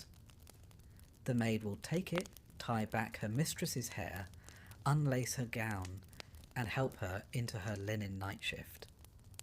Then she will place a warmed stone wrapped in cloth beneath the blankets, so that the lady's feet will not find chill when she slips into bed. It is an intimate ritual, repeated nightly, made sacred by repetition. And when it is done, the maid retreats to the mat she keeps by the door. She will sleep there, lightly, listening. The servants' quarters are not quiet yet, not entirely. Most lie above the stables, or beneath the manor itself, in stone-walled rooms with one window too small to crawl through. The air is cold. It smells of wool, dust, and sometimes regret. A dozen servants may sleep in a single room, men and women in separate chambers. Privacy is a luxury. Silence is a choice. Some pull off their boots and collapse. Others whisper across the dark, voices low and dry with fatigue. Not gossip. There's no energy for that now. Just the final scraps of thought before sleep pulls them under. A girl counts out her remaining threads, trying to mend her only tunic before the fabric gives way entirely. A boy tries to remove a splinter from his palm with a bent needle and a curse. Another writes a letter by candlelight, though he cannot read it aloud without stammering. The oldest servant in the room, a laundress with crooked fingers and one eye turned slightly askew, pulls the blanket over her shoulder and hums a tune that no one knows. It is not for them. It is for the rhythm of the place, the hum of labour wrapped in melody. In the upper levels, some servants remain awake by duty. The night watchman makes his rounds with a small lantern and a cudgel. He walks the perimeter, taps the doorposts, checks the gates. Occasionally, he nods to a stable hand tending a restless horse. There is not much to guard against. Most threats come from inside, not without, but it is custom. And custom, like everything in the manor, must be followed. The chaplain sits in his chamber, reading by firelight. He is copying a psalm onto a scrap of vellum. His Latin is rough, his ink running low. He may not finish it, he doesn't mind. The steward too stays up longer than most. He adds the day's tallies to his ledger. 2 bolts of linen issued to the laundry. 1 bottle of oil spoiled in transit. 3 candles burned to the wick in the great hall. He notes the maid who spilled broth. He marks the kitchen boy who worked beyond his hours. These details matter. They form the skeleton of the house. He puts down the pen, rubs his brow, sips from the same cup of ale he began 3 hours ago. Then he locks the ledger. He places the key beneath his pillow. He, too, sleeps. By now the manor is still. The only sounds, the slow hiss of embers in the kitchen, the creak of beams adjusting to the cold, the quiet breath of people too tired to speak.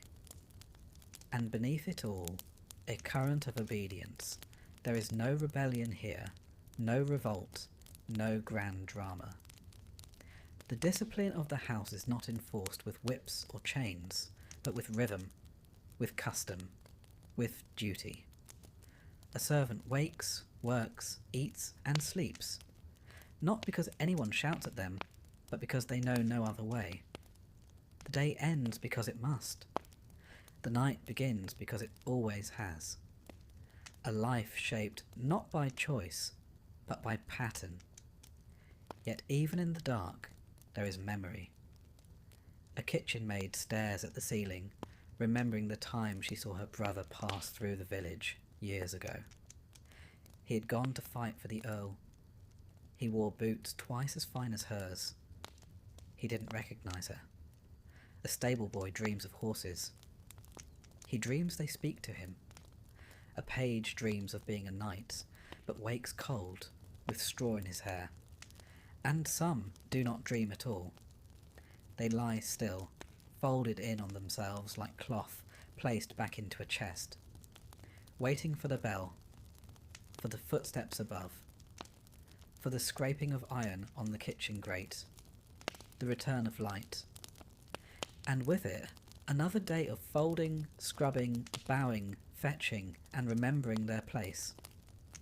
The night does not ask for anything grand, just that they be ready again, to light the fires before the gentry wake, to empty the chamber pots before the first knock at the door, to place the pitcher and bowl just so beside the bed, to polish the spoon, lace the boot, press the seam, to do everything the same as yesterday, and do it better. This is how the manor survives, not through lords and ladies, but through those who labour in silence, beneath the floorboards and behind the tapestries, those who end each day not with applause, but with aching hands and folded blankets, and rise again tomorrow as if nothing ever hurt at all. Good morning. You're awake. Not because you've had enough sleep. Don't be ridiculous. But because the stone floor you were using as a mattress has successfully leached the last bit of warmth from your body. Also, the cook stepped on you.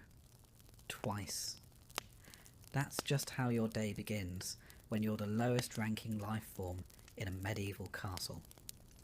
Welcome to the thrilling career of a scullery maid. You are unpaid, unwashed, and largely unnoticed unless someone needs something cleaned or someone else to blame. You sleep beside the hearth because it's the only warm place in the kitchen, and by warm we mean marginally less cold than outside. Your bedding is a burlap sack filled with straw that has seen better decades. It smells like burnt fat, wet wood, and crushed ambition. Your shift, that's your one piece of clothing, is made of coarse, undyed wool that doubles as both pyjamas and uniform. It's been boiled maybe twice this year. Probably once. Possibly never. You rise before the sun. Before the roosters. Before God, it seems. Why? Because everything that needs to happen before the nobles wake, fire, water, bread, cleaning, is your responsibility. Technically not yours alone, but let's be honest, the other girls know how to hide when work is handed out. You haven't learned that trick yet. Or maybe you just weren't born slippery enough. The hearth is dead. The embers have gone cold overnight. That's bad. A scullery without fire is like a knight without armour. Still dangerous, but mostly just pathetic. You shuffle outside into the pitch-black courtyard, barefoot, because your shoes disintegrated last spring, and were repurposed as door insulation. The flagstones are wet and jagged. You gather kindling with hands too numb to feel splinters. Back inside, you crouch by the hearth and begin coaxing flame from damp wood and angry thoughts. Eventually the fire crackles to life, and you hold your fingers above it until they stop resembling corpse fingers. You're now ready for your next task, water. The castle does not have plumbing. It has you. You haul wooden buckets from the well.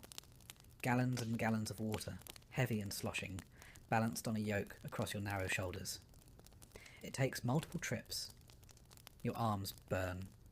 Your back screams. Your knees wobble like boiled barley. And you haven't even reached breakfast yet. By the time the kitchen staff starts filtering in, yawning, stretching, scratching, you're on your fourth trip to the well. No one thanks you. No one even makes eye contact. You are furniture with legs, that's all.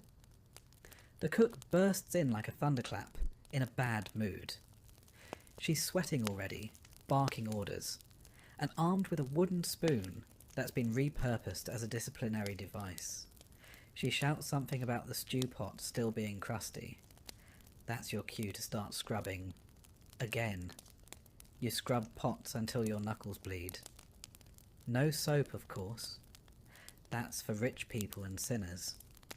You use ashes, sand, and lye. If someone remembers to make it, the lye burns. So does the ash, in its own gritty way. You've developed something between a callus and a chemical burn on your right hand. The left one's worse.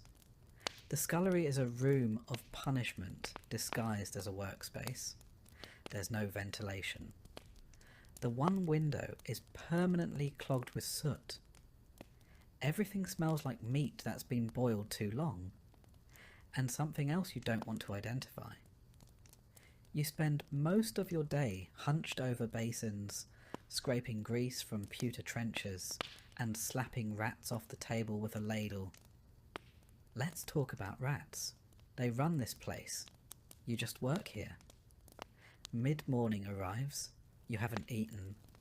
There's a heel of bread in your apron, hidden and dry as chalk. You gnaw on it behind the doorway, trying not to look guilty. You fail. A kitchen maid spots you, reports you, and now you're assigned to latrine pot duty for the rest of the week. Congratulations. Later, you get promoted to onion duty, which is just a fancy way of saying cry professionally for 2 hours. You chop onions until your face is a waterfall. No one asks if you're okay. Everyone assumes you're just weeping from your station in life. Around noon, the nobles take their first meal of the day. You carry in dishes, step precisely where you've been told, and do not make eye contact under any circumstances.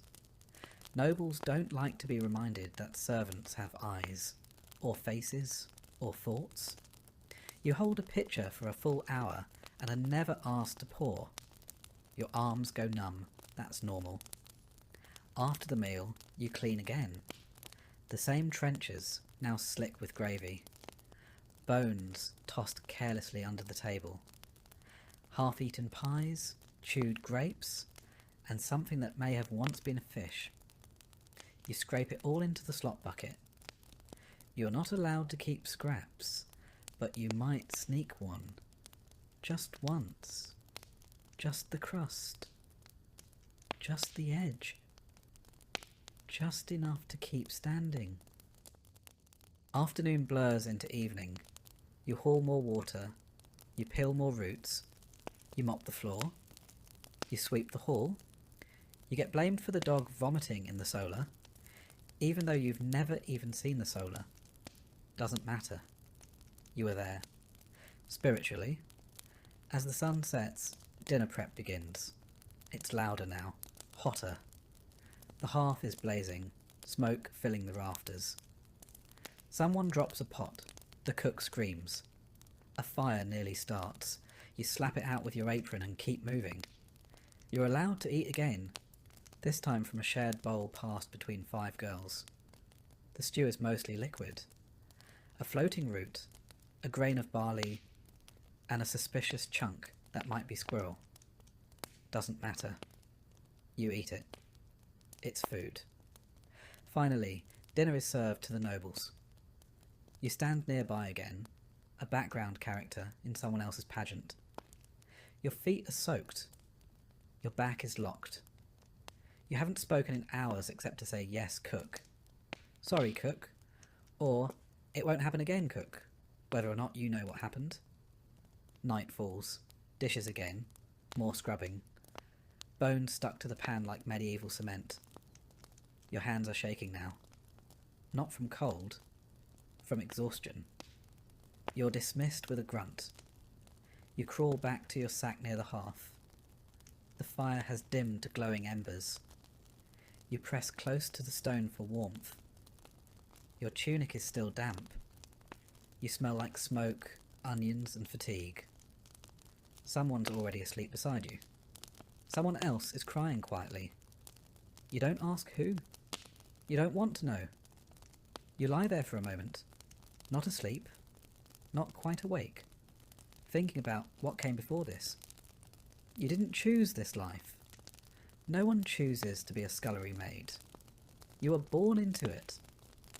Your mother worked in the dairy until her back gave out.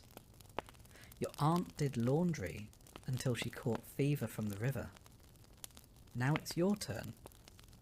You're part of the great medieval inheritance, suffering passed down like a ladle. There's no path up. You don't become a cook. You don't marry the steward. You don't get promoted to lady's maid and learn embroidery under soft candlelight. That's fiction. You grow older. Your hands get worse. Eventually, you're too slow to scrub the pots, and they replace you with someone younger, cheaper, and less likely to fall asleep standing up. So, you pay attention to the little things, the rhythm of the kitchen, the shifting alliances between servants, the unspoken rules of survival. Never correct the cook. Always share the driest part of the bread with the girl who's bleeding. Stay out of the steward's way. If you hear a noble's footsteps behind you, move immediately or risk being trampled, physically or socially. There's gossip, of course, the only currency the servants have.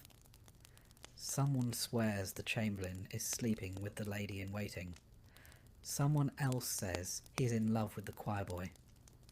Someone saw the knight with the red beard eat 5 figs and throw up into his own helmet.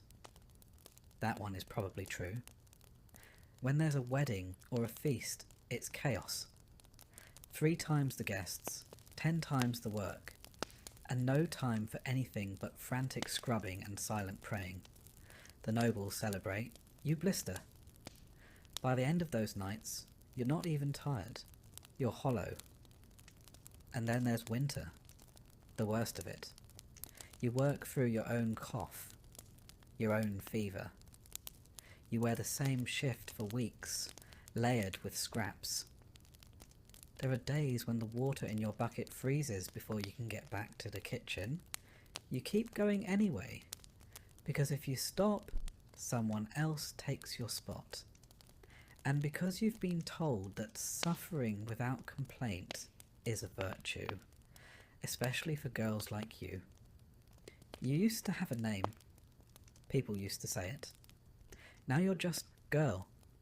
And maybe you there. You're not special. You're not a hero. You're just another invisible cog in the castle machine. And yet, the castle runs because of you. Because you get up before the sun. Because you know how to quiet a squeaky hinge with goose grease. Because you remember which bucket is clean and which one holds the mop water.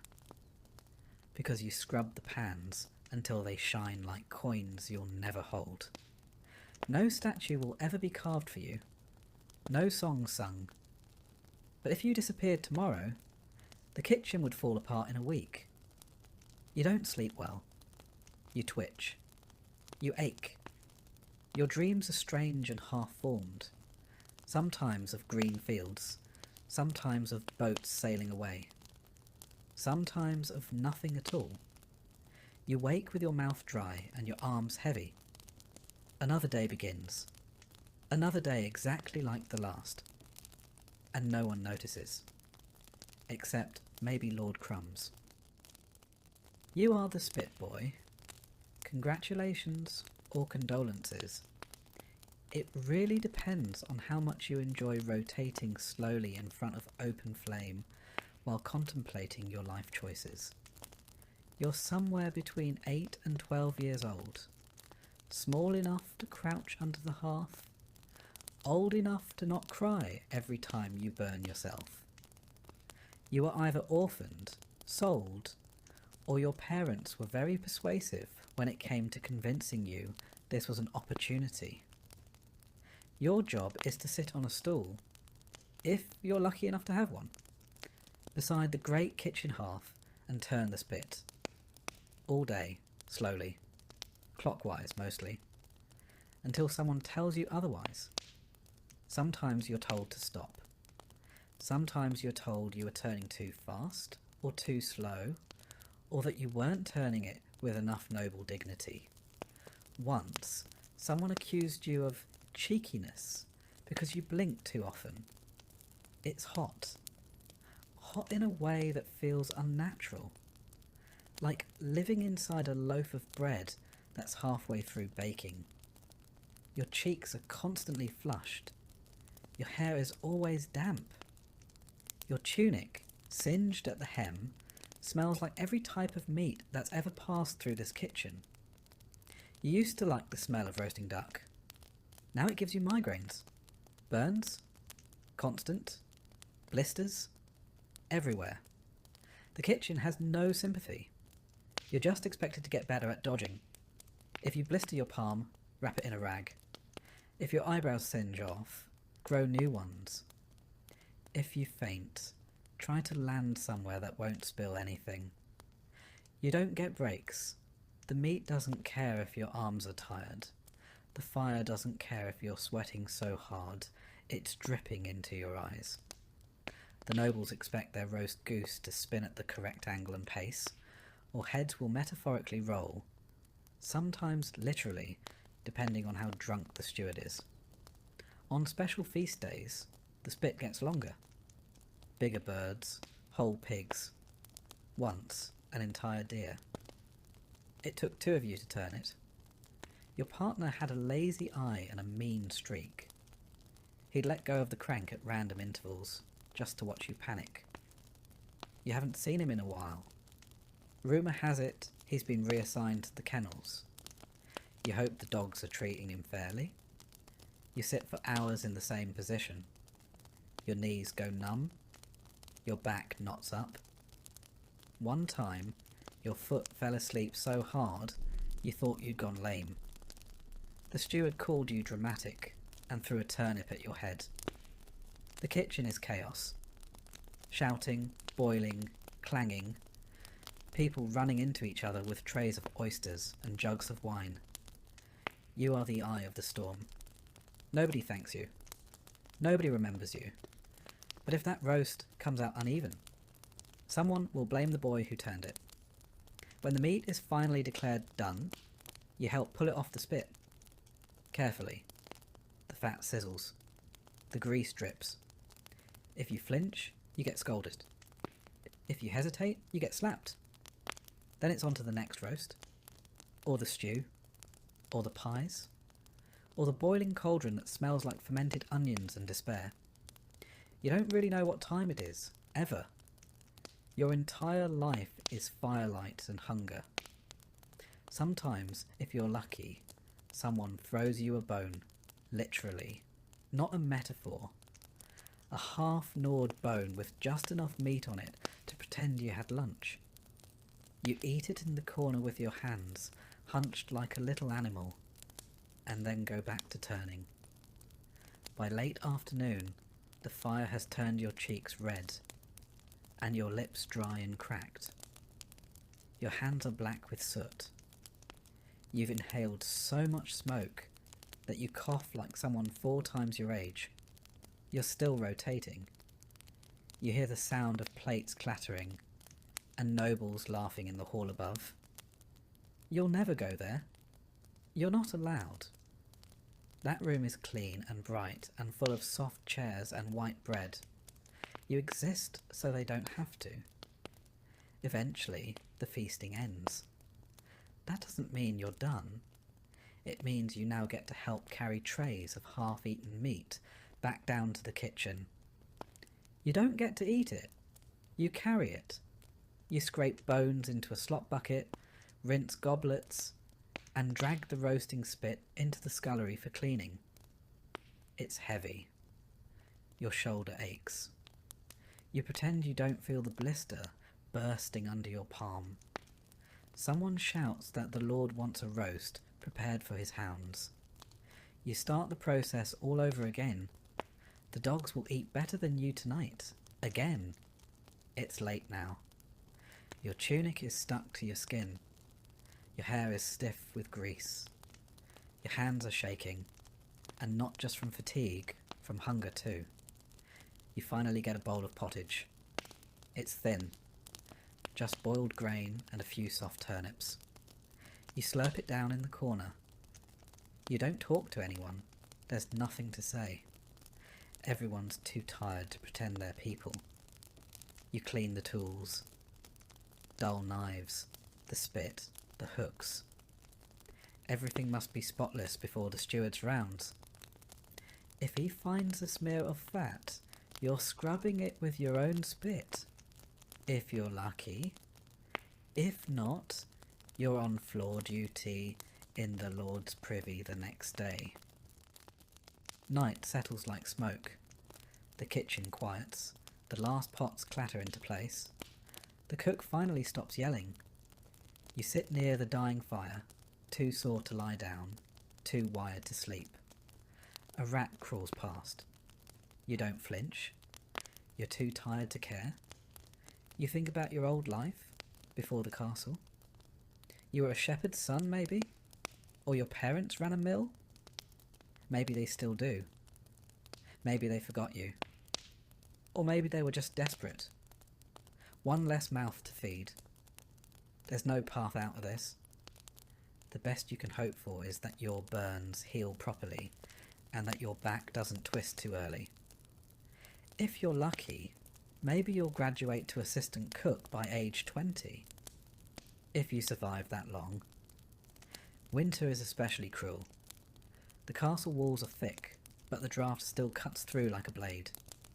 Your station by the hearth should be a blessing. Warmth, light, fire. But it's not warmth. It's exposure.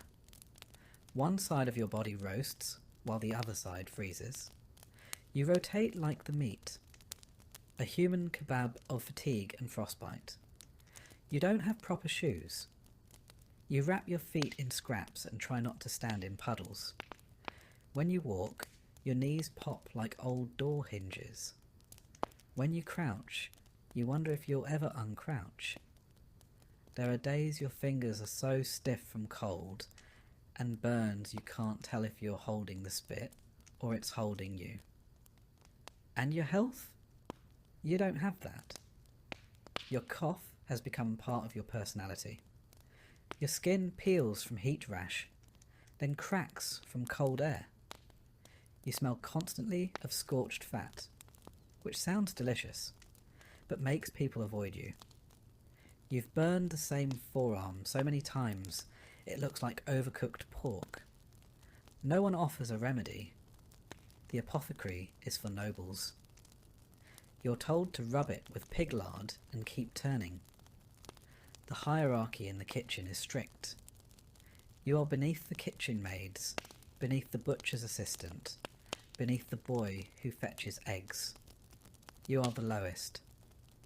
Even the dog that begs for bones is higher than you. At least it gets scraps. Sometimes the steward nods at you. That's the highlight of your week. You wonder, not often but sometimes, what your life might look like if you ever left. Then you remember, spit boys don't leave. They either grow up to be other kinds of servants, or they don't grow up at all. You settle into your spot by the hearth again, legs folded, arms hugging your knees. The flames are lower now, but your skin still burns where yesterday's blisters cracked open. You stare into the coals and imagine what it might feel like to be warm without hurting. You don't know. You've never felt that. Outside, snow is falling. Inside, meat is sizzling. And in between them, forgotten and ignored, you keep turning, like you always do. You know how every castle or town needs someone to deal with the human waste? That's you. You're a gong farmer, which is a polite medieval way of saying professional human filth remover. If it goes in the chamber pot, you take it out. If it ends up in the latrine, you get it back out again. You are the bottom of the bottom, scraping the literal cesspit of society. And somehow, it's a real job. One that paid better than some others. But before you get excited, remember, it paid better because no one else wanted to do it. Your shift starts at night. Not because you're nocturnal, but because no one wants to smell or see you during the day. You're banned from public markets until you've bathed. Not that bathing helps, the stink doesn't wash off. It lives in your pores now. You're the reason people cross the street and pretend they didn't see you. Your tools, a rake, a bucket and a shovel. Your uniform, layers of thick wool stuffed with moss and whatever you can find to try and block the smell. It doesn't work. The smell finds a way. It always does. Your job is simple. Go to the cesspits. Dig out the compacted, fermented, semi-liquid remains of everything the castle or town has flushed into the earth for the last 6 months. And get it out before it overflows into the streets. You climb down into the pit. Yes, down. Ladder optional. Rope if you're lucky. The smell hits you like a brick wall dipped in sewage and fermented despair. It burns your eyes, coats your tongue, and makes you wonder what choices in life led you here. You breathe through your mouth, but it doesn't help. Now you can taste it. You descend slowly, boots squelching on the moist slope of decomposing waste. The pit is ankle deep in places, knee deep in others, and bottomless in imagination.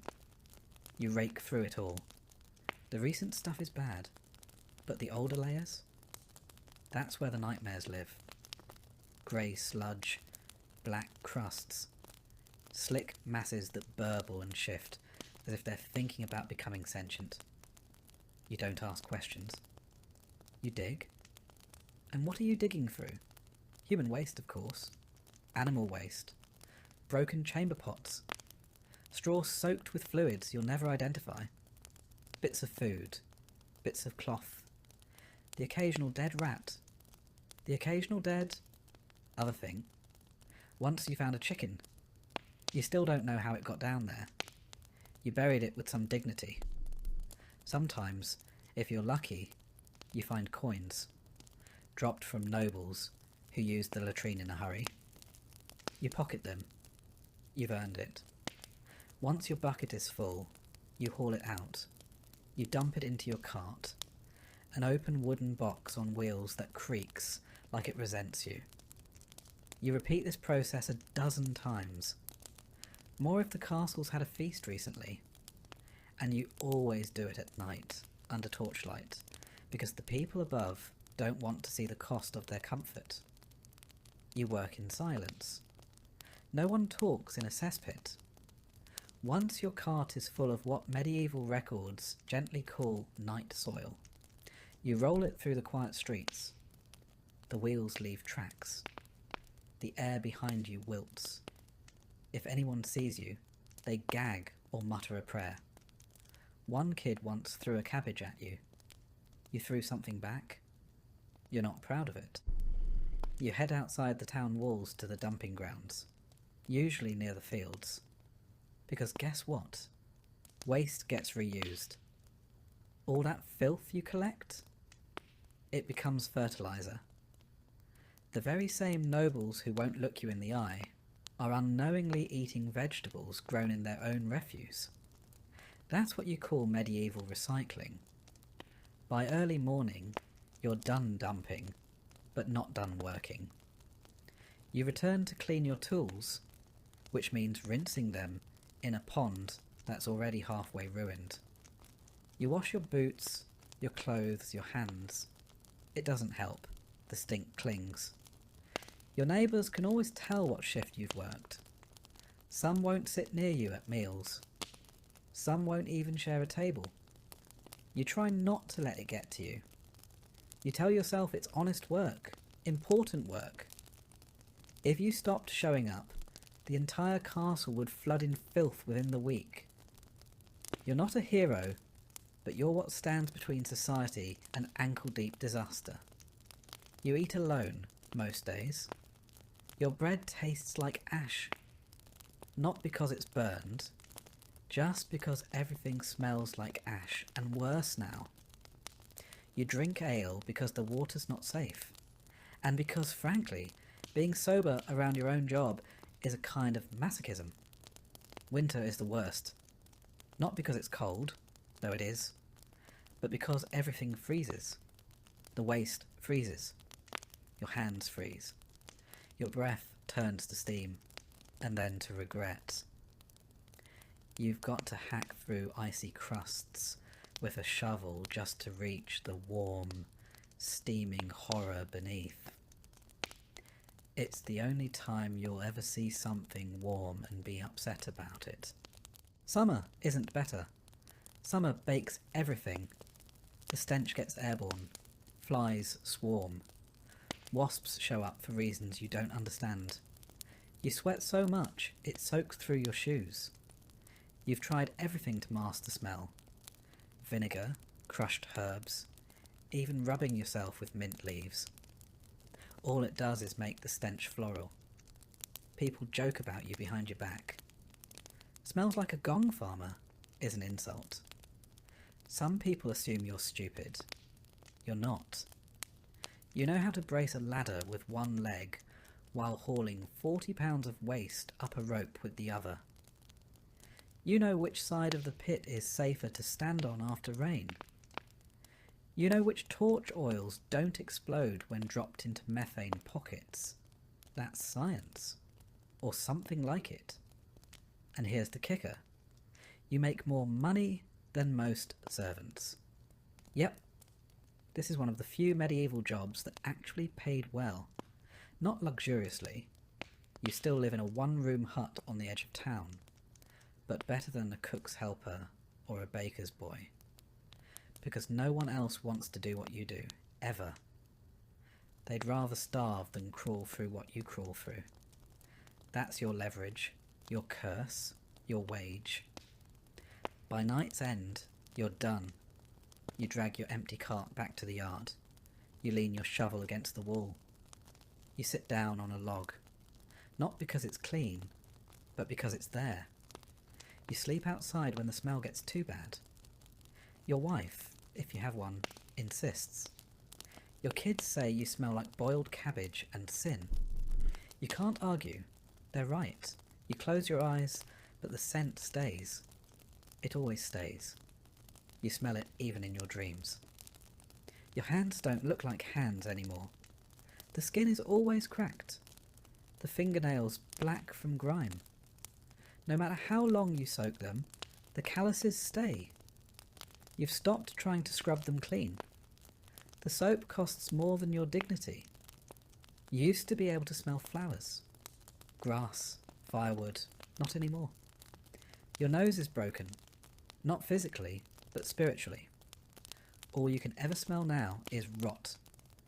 If a cart of apples rolled past you, you'd think they'd gone off. You've been rewired. Sometimes the castle guards joke with you. They say things like, "Don't fall in," and laugh like that's the first time you've heard it. You smile politely and pretend it's funny. Once, one of them shoved you near the edge of the pit for a laugh. You didn't smile that time. You have dreams, rarely, about becoming something else. A baker, maybe. A scribe. But when you wake up, your hands still smell like last night. And so you rinse your face, adjust your sackcloth tunic, and walk back to the pit. Because even in dreams, someone has to carry the bucket. As the sky turns grey and the roosters begin their song, you haul your last bucket, scrape your last shoe, and exhale into the morning. The castle will wake soon, oblivious.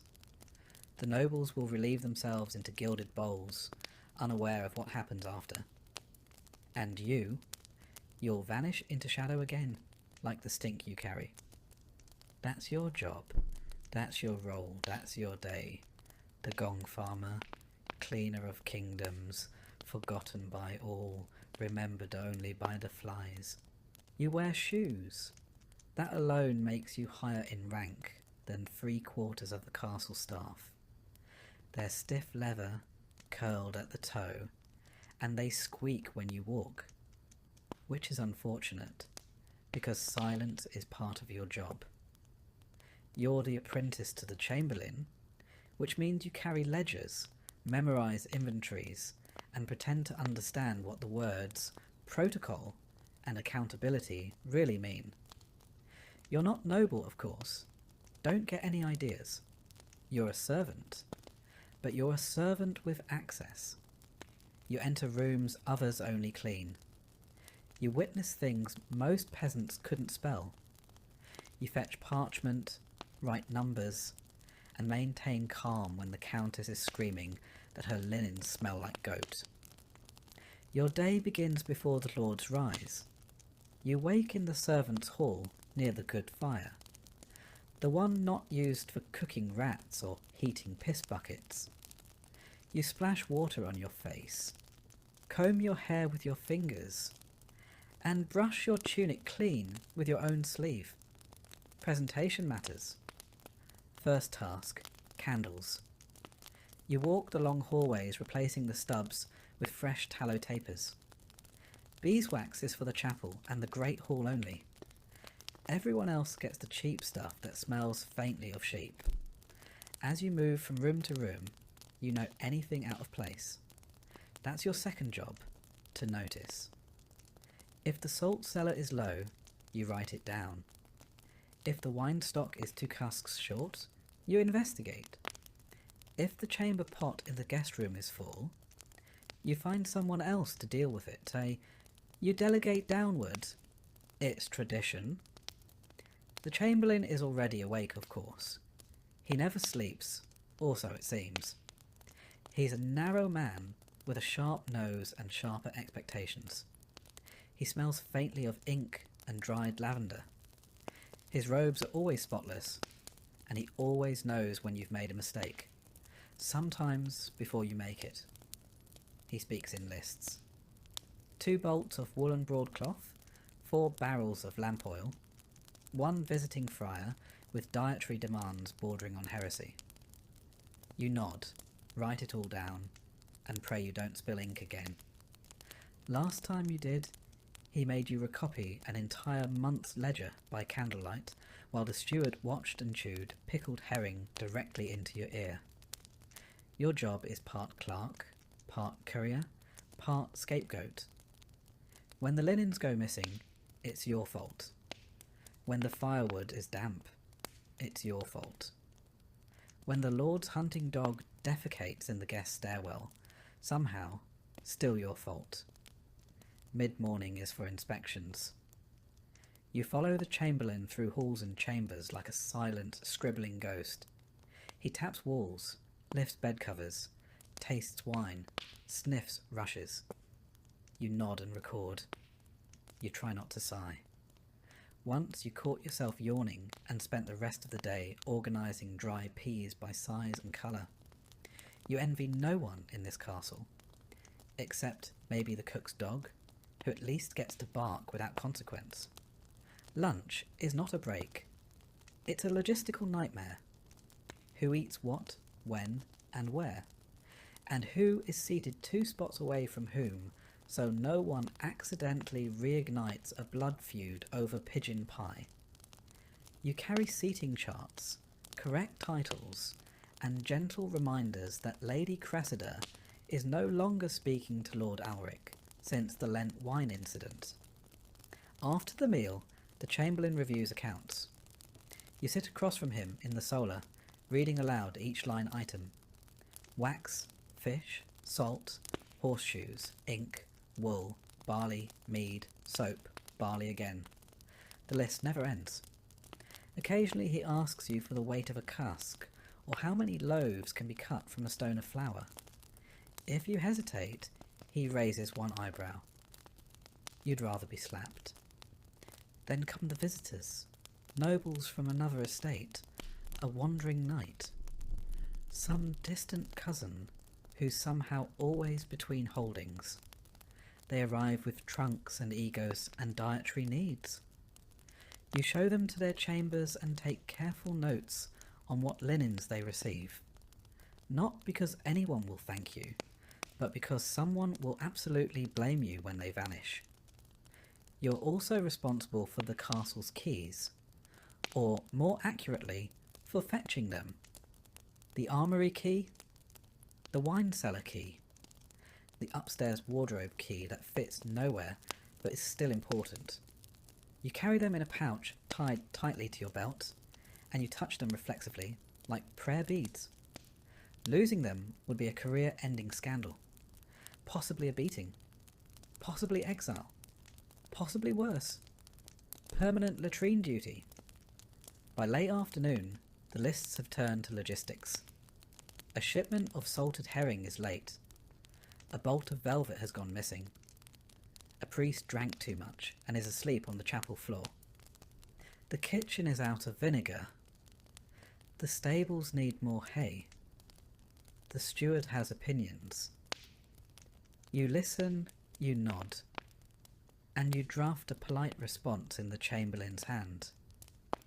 Sometimes you draft love notes. Yes, really. There's a noble lady who insists on communicating only via letters. She dictates them to you behind a curtain while feeding her lapdog strawberries soaked in cream.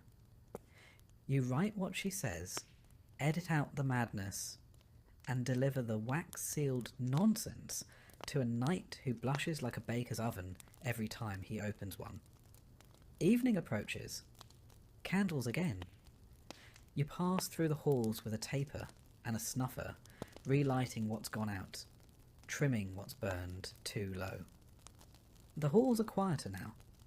The nobles drink, the servants breathe, and you are somewhere in between, not invited to either world, but required in both. You check on the guest rooms again, fluff the rushes, straighten the curtains, ensure that no one has died, spilled wine, or eloped without proper documentation. By now your feet hurt, your head pounds, and your fingers are stained with wax and ink. You haven't eaten since morning, but you won't eat until the chamberlain finishes his supper and dismisses you. Sometimes he forgets. You sit outside his chamber for an hour while he recounts stories from his youth to a bored page boy who probably dreams of becoming a knight. You doze with your chin in your palm and your stomach caving in. Eventually the door opens. You're dismissed with a flick of two fingers. You bow, murmur thanks, and retreat to the servants' quarters. Your bunk is narrow. The fire's out. Someone else has stolen your blanket again. You lie down, still half-dressed, and stare at the ceiling. You wonder if this is what power smells like. Tallow, ink, sweat, and lavender. You used to think working near the nobles would be exciting, that you'd hear secrets, learn how power works. You've heard the secrets, all right, mostly about hemorrhoids, stolen pastries, and who thinks whom is insufferable. As for power, it's just more rules, more ways to fail. The Chamberlain says you're learning discipline. What you're learning is exhaustion. What you're learning is how to be invisible, indispensable, and ignored at the same time. You've become fluent in silence, skilled in being present but forgettable. There's talk of promotion. Maybe one day you'll be assistant to the steward, or manage the cellar books. Maybe. More likely, you'll keep doing this until your back gives out or your eyes go bad from reading numbers by candlelight. There's no pension, just a slower decline, and still you show up, because your work keeps the chaos stitched together, because the castle doesn't run without you. because someone needs to make sure the salt stock matches the winter ration plans. And because if you don't, someone will notice. You drift off to sleep, counting barrels in your head. You dream in inventory. You wake when the first bell rings. It's still dark. You stand up, stretch your aching legs, and adjust your squeaky shoes. It's time to relight the candles. And begin again. The other servants tolerate you. Barely. You're not one of them. Not anymore. You wear cleaner clothes. You use words like allocation and inventory. But you're not one of the nobles either. They forget your name even as you light their hearths and refill their inkwells. You exist in the middle, a walking reminder that power trickles down slowly and responsibility floods upward. And still, you show up. Because showing up is what keeps the castle standing. And tomorrow, like today, you'll carry the lists, count the candles, and be blamed for everything that goes wrong. You start your day in a barn that never quite sleeps. The horses stir before the sun rises, snorting clouds of steam into the frozen air, hooves clattering softly in stalls layered with straw and the occasional rat. You are the stable boy. That means you shovel, you brush, you haul, you get kicked, often, but mostly you apologise to creatures that outrank you in both grace and nutrition. You sleep in the hayloft above the main stable, if you can call it sleep. The floorboards are thin, and the horses below never stop shifting. You hear everything. A tail swishing. A hoof stomping. The unmistakable sound of something large defecating very close to your pillow. Your hands are already cracked before dawn. You pull on the same stiff boots, the same sour-smelling tunic, and climb down the ladder. The cold hits you like a slap from God. You start mucking out the stalls. One by one. Shovel, pitch, shovel again. It's not glamorous. It's not even tolerable. But it has to be done before the master of horse arrives, or else you'll spend the morning with a split lip and a lecture on discipline. You work fast, but not too fast. Moving too quickly spooks the horses, and spooked horses are worse than angry nobles. They bite, rear, and crush. You've already broken 2 fingers and once got a hoof to the ribs that left you coughing blood for a week. Still you love them, the animals. They don't lie. They don't yell. They don't pretend to be better than you. The stable smells like hay, manure, sweat, and horse, which is somehow worse and better than anything inside the castle. You don't mind it anymore. You've stopped smelling things the way regular people do. You know the scent of a healthy stallion versus one with colic. You can tell when a horse is nervous just by how it breathes. These animals make more sense than most people.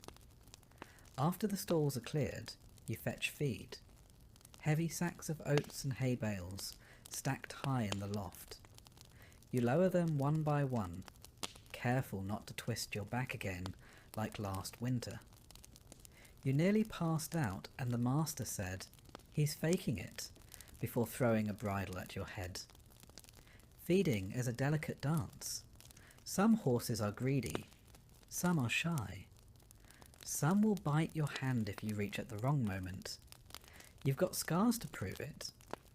You pat their necks, check their hooves, and whisper nonsense to keep them calm. They know your voice. They trust you more than most nobles ever will. Mid-morning means grooming. You brush, curry, clean hooves, and untangle manes. You pluck burrs, wipe noses, and scoop more dung than you care to count.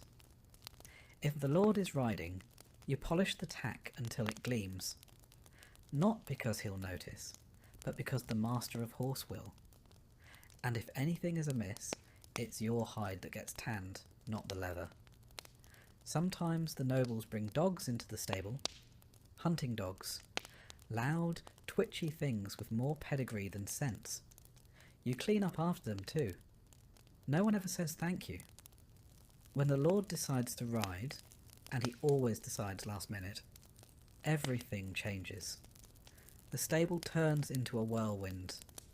You saddle his best gelding, the one that doesn't like to be touched. You check the straps 3 times. You wipe the bit with a cloth. You make sure the stirrups are exactly how he likes them. Too short, of course. Because fashion over function is eternal.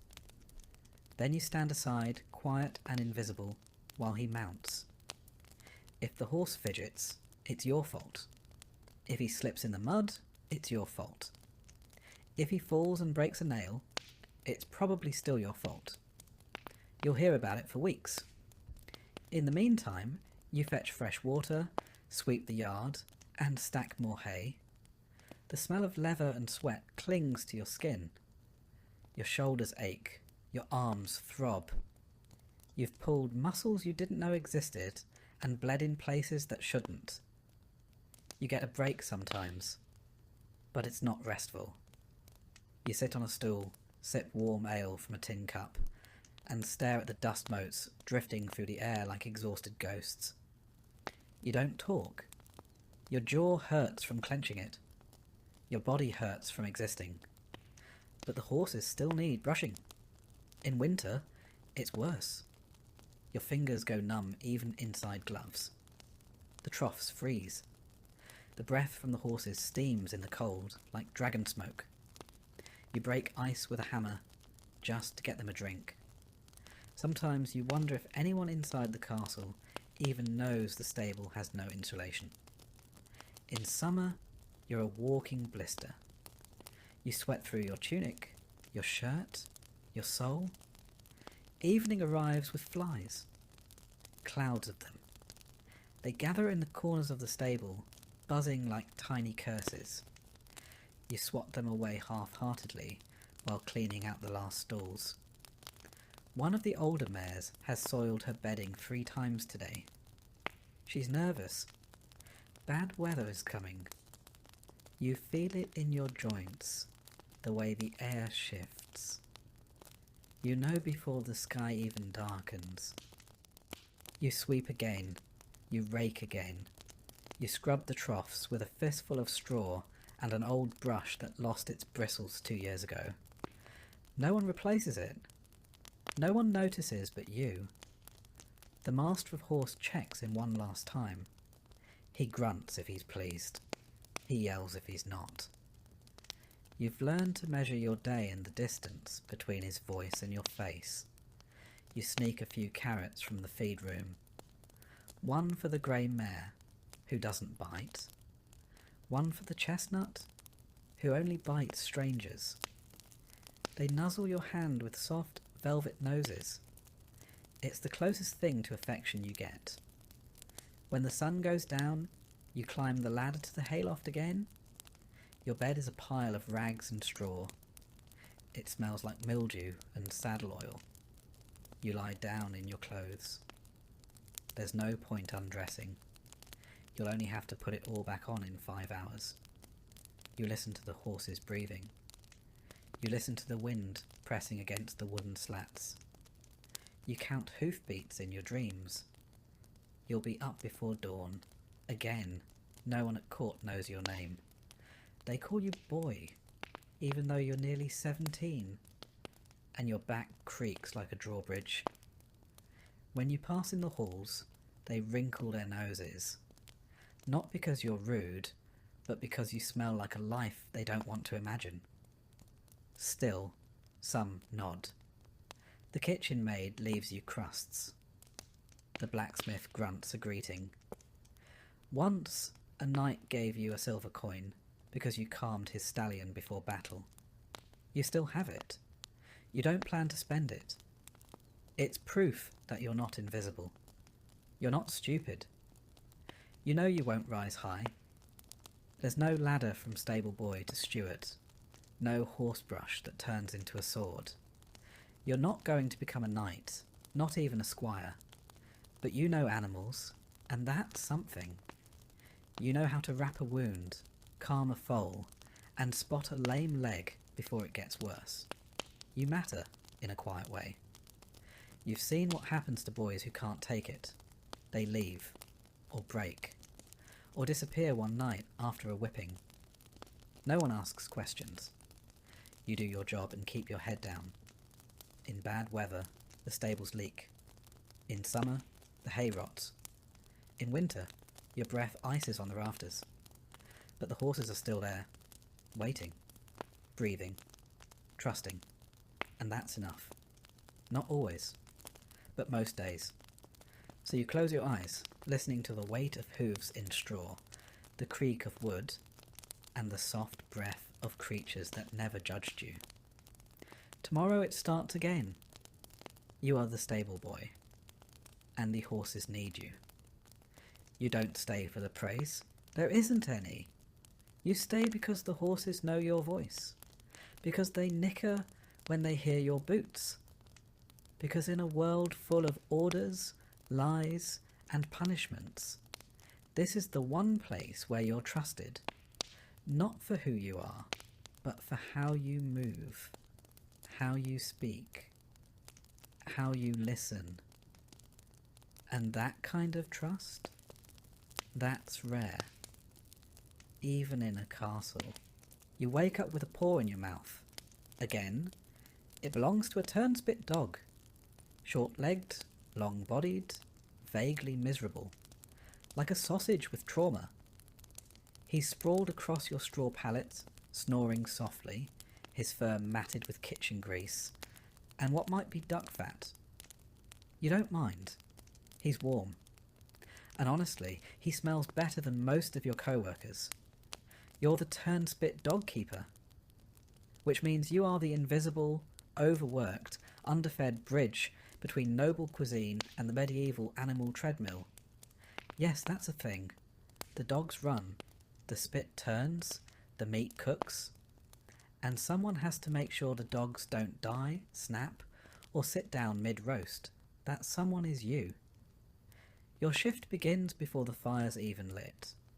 You get up, stretch your back until it clicks, and immediately step in something wet. Hopefully water. Probably not. The dogs are restless. They know what's coming. You haul the first of them from the pallet. A stubborn mutt named Snipe. He bites you. Lightly. You deserve it. He's been on spit duty 3 days in a row. You rub his ears, mutter an apology, and lead him into the kitchen.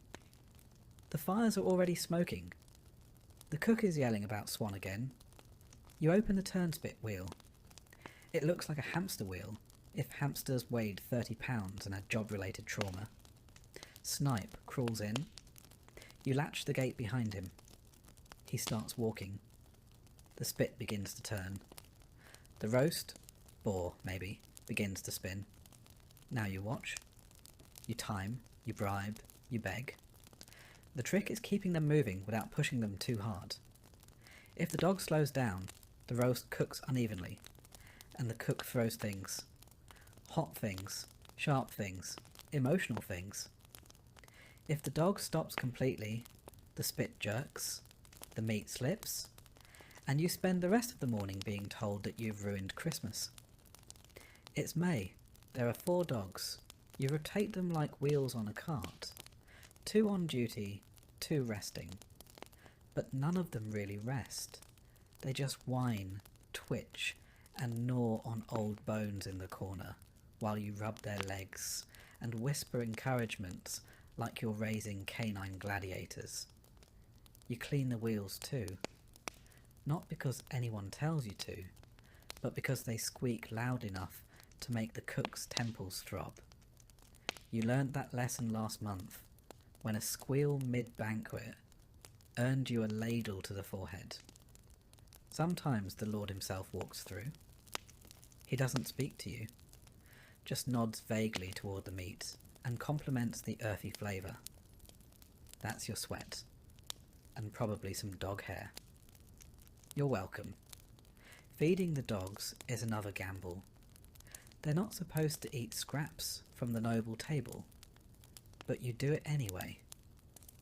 No one wants to run on an empty stomach, and dried peas aren't exactly performance fuel.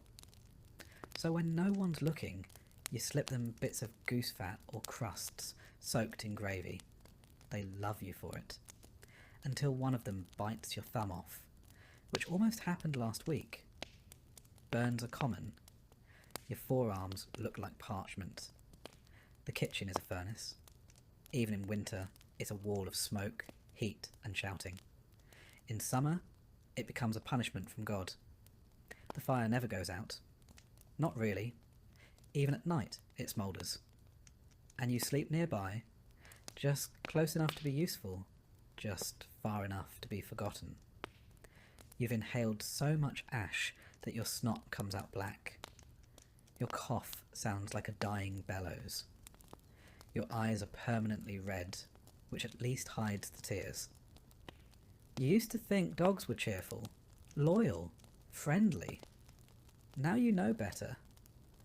These are working dogs, bred not for companionship, but for endless mechanical endurance. They don't want affection, they want your bread. And if you're late feeding them, they organise a rebellion. You once walked into the wheel room to find 3 of them sitting in a circle, chewing your shoe. No one taught you how to train them. You just learned by trial, error, and blood loss. You keep a stick nearby. You don't like using it. You really don't. But sometimes they refuse to run.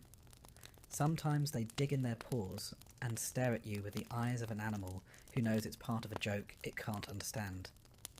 You've named them all. Snipe, Button, Maud, Guts. Guts is the mean one. He only likes you when you feed him bacon grease. Otherwise he growls like a brewing storm and snaps at your ankles when he's off duty. You think he sees the world the same way you do. Tired, greasy, and full of smoke. Once, a noble child wandered into the kitchen. She pointed at the dog wheel and said, "Look, a spinning puppy." You smiled. Then her tutor yanked her away and glared at you like you'd exposed her to something indecent. You didn't say a word. You never do. At some point, you realise your posture's changed. You walk hunched now, from years of ducking under low beams, crouching beside dog pens, and carrying iron spits still hot from the fire. Your hands are covered in calluses and burns. Your knees ache when it rains. You're 17. You used to dream of being a falconer. You thought maybe you'd train birds, walk through forests, wear a leather glove and squint at the sky like you understood something. Now you can't even hear birds over the constant drumming of paws in a wheel. When you do get a moment alone, you sit by the back door, just out of sight. You let one of the dogs curl up next to you, usually Maud, the quiet one. She's the only creature in the kitchen that doesn't demand anything. She just breathes, warm and real, and you rest your head against the side for a minute. Maybe 2. Then the bell rings again. More meat, more spinning. No one thanks the dog. No one thanks you. At night, you scrub the grease from your arms with sand and prayer. You curl up in straw, listening to the slow pant of sleeping dogs and the lingering sizzle of fat in the hearth. You dream of running. Not from anything, just running. And the wheel keeps turning. Sometimes you hear the nobles talk about the charm of rustic kitchens.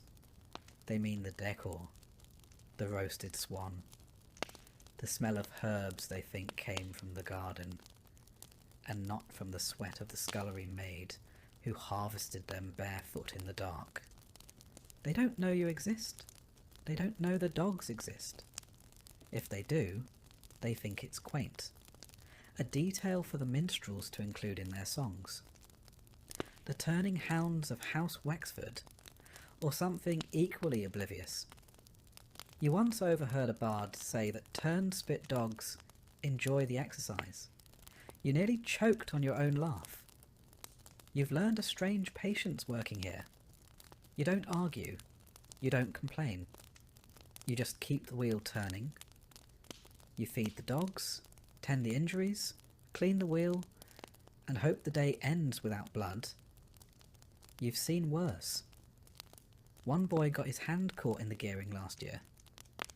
He doesn't work here anymore. You're not sure if he died or just became someone else's problem. You have a small cloth pouch hidden behind a beam. Inside is a bit of cheese you've been saving, a button shaped like a flower, and a dog's tooth. Guts lost it during a particularly bad day. You keep it like a relic, a reminder that even the meanest dog can break under pressure.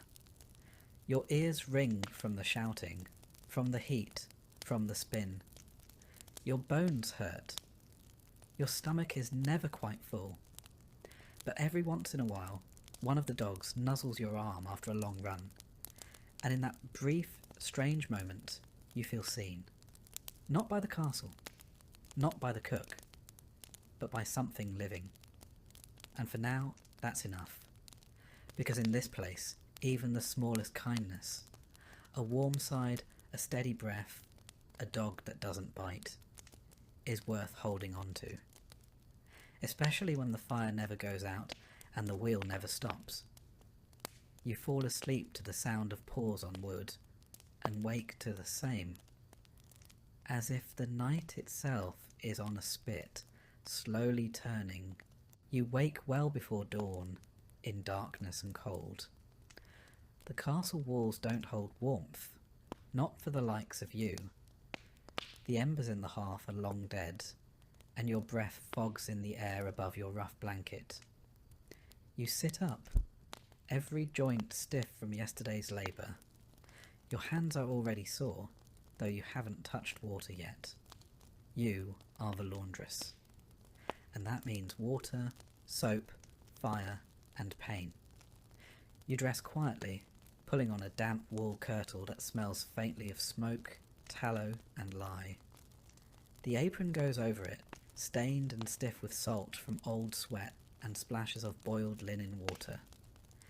You wrap a scarf around your hair, shove your feet into cracked leather shoes, and move like you're already late. Because you are. The castle is mostly asleep as you pass through the cold stone halls, carrying a basket filled with the previous day's laundry. Shirts yellowed with sweat, underthings damp with fear, linen napkins stained with wine or worse. Some of these pieces belong to nobility, and any error, any shrinking, tearing, staining, will be treated as a personal offence. You've seen girls dismissed over a scorched tablecloth. You've nearly been whipped over a missing chemise. In the courtyard, you fill 2 wooden buckets at the well. The pump groans. The water splashes cold and loud in the morning silence. You carry the buckets balanced on a yoke over your shoulders. It digs into your skin with every step. Past the smokehouse, past the scullery, to the yard where the great copper boiling pot waits blackened over yesterday's ashes. You light the fire underneath with trembling hands and flint. By the time the water starts to steam, the air is sharp with smoke and your fingers are red with cold. You mix in a scoop of lye, made from hardwood ash you soaked and filtered last week. The liquid goes cloudy. You stir it with a long wooden paddle, careful not to let it splash. The burns on your arms are still healing from the last time you slipped. With the lye water heating, you sort the laundry. Coarse linens in one pile, fine ones in another. The lord's shirts and the lady's undergarments are treated with reverence, not for what they are, but for what happens to you if they are returned imperfect. Woolens stay separate. You don't boil wool. You've seen a full cloak reduced to the size of a doll's coat in one careless afternoon. You begin with the soak.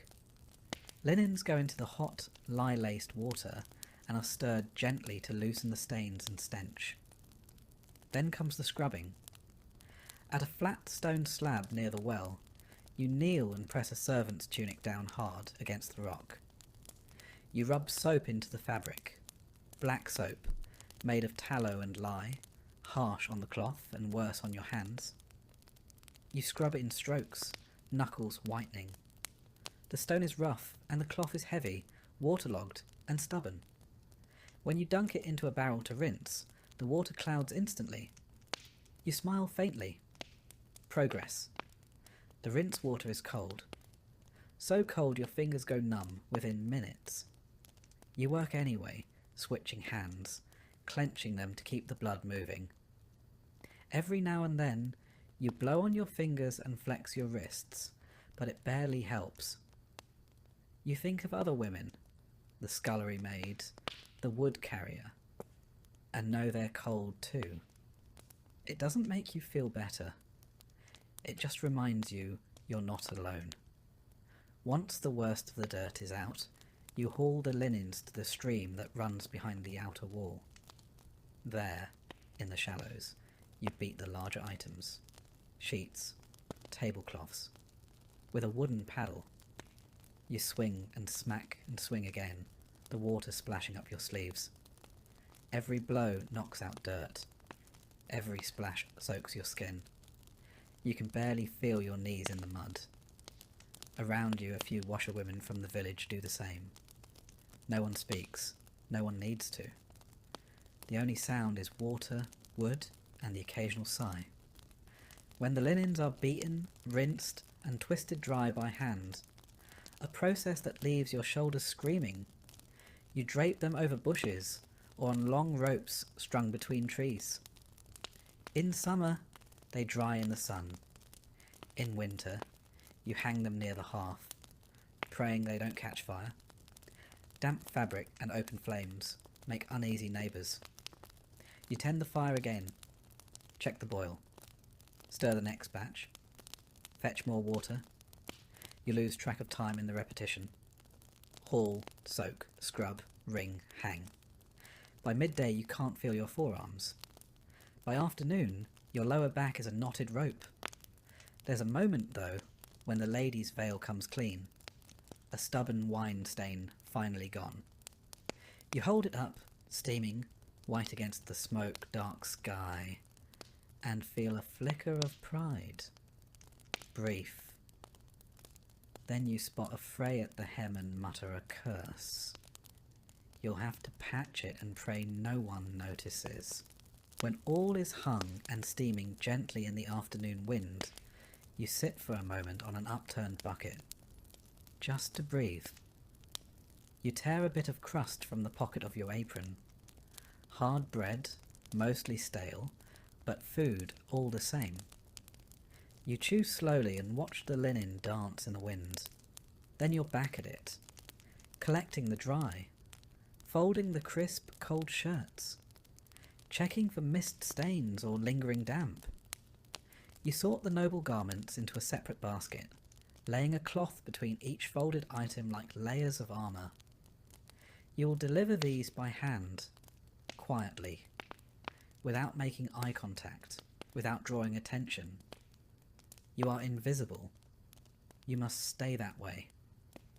At the kitchen door, you exchange a nod with a scullery maid, who smells like fish and onions and exhaustion. Inside, the cook shouts something about missing cloths. You wordlessly pass her a folded bundle of kitchen rags. She grunts her thanks. You leave before she can remember your name.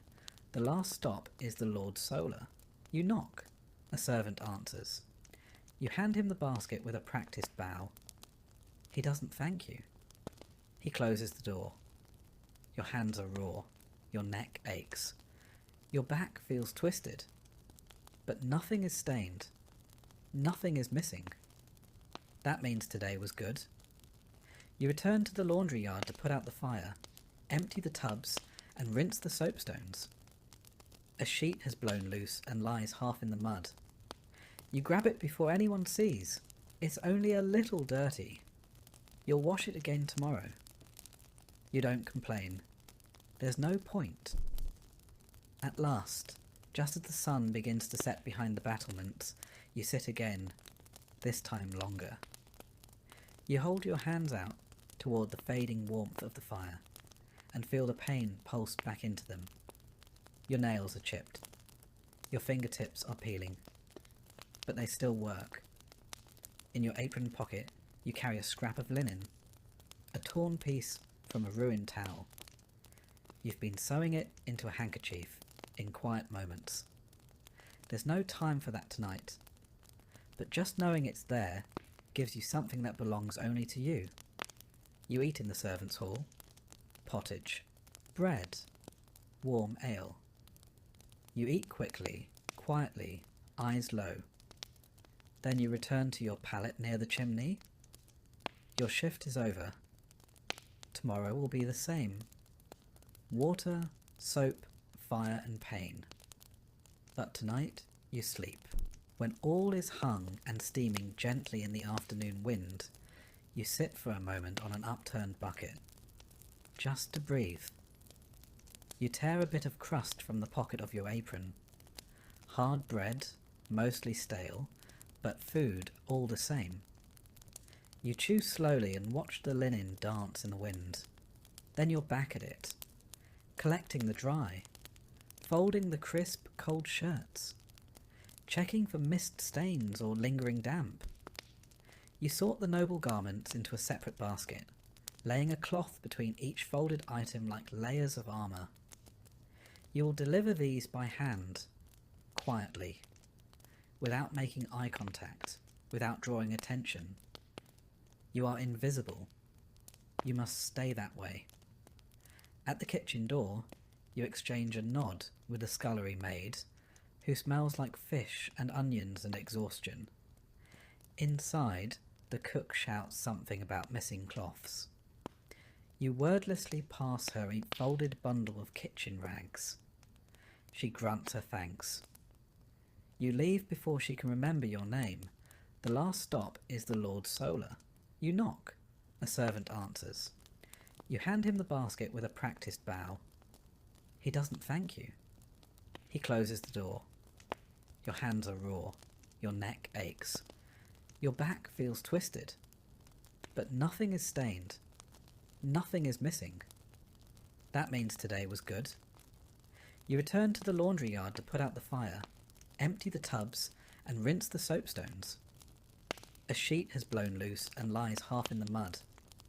You grab it before anyone sees. It's only a little dirty. You'll wash it again tomorrow. You don't complain. There's no point. At last, just as the sun begins to set behind the battlements, you sit again, this time longer. You hold your hands out toward the fading warmth of the fire and feel the pain pulse back into them. Your nails are chipped. Your fingertips are peeling, but they still work. In your apron pocket, you carry a scrap of linen, a torn piece from a ruined towel. You've been sewing it into a handkerchief in quiet moments. There's no time for that tonight, but just knowing it's there gives you something that belongs only to you. You eat in the servants' hall, pottage, bread, warm ale. You eat quickly, quietly, eyes low. Then you return to your pallet near the chimney. Your shift is over. Tomorrow will be the same. Water, soap, fire and pain. But tonight you sleep. You've seen this before. If she rolls too much, she could twist something inside.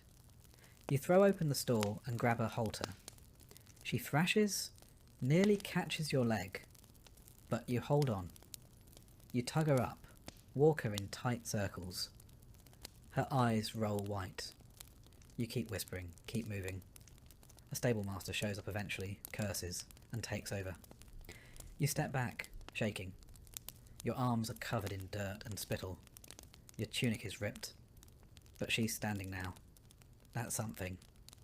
You return to your rounds. 2 new guests have arrived. Their horses are skittish from the road. You soothe them as best you can. Soft words, firm hands. One of them nips your sleeve. Another stomps and misses your toe by a hair. You fill troughs again, fetch more hay, sweep the aisle for the 3rd time. You mend the torn girth strap with twine and a bone needle. It's not pretty, but it will hold. The sun sinks behind the outer wall. The wind picks up. You close the stable doors, hang the lanterns, and check each horse one last time. You rub noses, check hooves, refill water buckets. You pat Smoke's neck, avoid Gorse's teeth, and scratch behind Willow's ears. When it's all done, you climb the ladders to the loft. You peel off your boots and flex your raw feet. You're covered in dust, hay, and sweat. But no one was kicked, nothing burned, no horses escaped. That makes it a good day. You eat a second meal in the loft. Some cheese you traded a favour for, and a hunk of onion bread too hard for the kitchen to keep. You chew slowly, legs tucked beneath you for warmth. Outside, the castle glows faintly with torchlights. Laughter floats from the great hall. Somewhere, a minstrel plucks a lute string. You hear it through cracks in the wood. It sounds like a dream someone else is having. You don't mind. The horses below shift in their stalls. One snorts, one whinnies softly. They're settling, same as you. You lie back in the straw, arms folded under your head. Your fingers ache. Your knees crack when you stretch. Your back feels like a plank. But you are not dead, and none of the animals under your care are either. That counts for something. You think about the stories they tell, about knights, kings, tournaments. They all forget the boy who saddled the horse, who mucked the stall, who whispered to the animal that would carry a lord into glory or death. That's fine. You're not here to be remembered. You're here to work, and to sleep, when the work is done. The wind rattles the shutters. Below you, hooves scuffle. And slowly, slowly, the weight of the day pulls you down into sleep. Your last thought before sleep is of a hoof print, perfectly stamped in the mud, rimmed with frost, still steaming from the warmth of the horse that left it. It won't last. It'll vanish by morning. But for now, it's real. And so are you. You wake with a jolt, the butt of your spear still clutched in one hand. You must have nodded off. Again, but only for a moment. You're sure of it. The brazier beside you is nearly out. Just a few orange coals crackling faintly in the darkness. You rub your eyes, shift your weight on the cold stone bench, and peer through the arrow slit beside you. Still night. Still fog. Still your watch. You're the castle guard. Not a knight, not a soldier. Not a man-at-arms with songs written about him. Just a guard. You stand, you wait, you freeze. And if something goes wrong, you're the first to die. It's your second night shift this week, and your knees already ache. You roll your shoulder, feel the bruise from yesterday's training drill. A wooden blade slammed into your side hard enough to rattle your ribs. The sergeant called it a learning moment. You called it something else, silently. Your job is simple. Watch the gate. Watch the wall. Walk the perimeter when the bell strikes the hour. Report anything strange. And don't fall asleep. You listen for the bell now. Distant. Muffled. Probably 5 hours till dawn. The wind whistles through the murder holes overhead, sharp and steady. You pull your cloak tighter. The wool is thin and doesn't help much, but it's all you're issued. Your breath fogs in the torchlight, curling into the stillness like smoke from a dying fire. You stretch your legs and walk a slow circle around the gatehouse interior. The stone floor is slick with old condensation and soot from the torches. You know every crack, every uneven flagstone. You've paced it too many times to count. At the outer parapet, the wind hits harder. Your cloak flaps against your legs. The courtyard below is quiet. A lone dog sniffs around the kitchen door. Somewhere, a drunk stumbles out of the barracks latrine, mumbling a tune and failing to close the door behind him. You don't cool down. Not your problem. Not tonight. You check the iron hinges on the main portcullis. Still locked, still rusted. Still your responsibility if it jams when it's needed most. You run your gloved hand down the edge. It's freezing to the touch. You think about the day shift. Better in some ways. Sunlight, warmth, people to talk to. But during the day there's shouting, drills, inspections. At night you're alone, forgotten.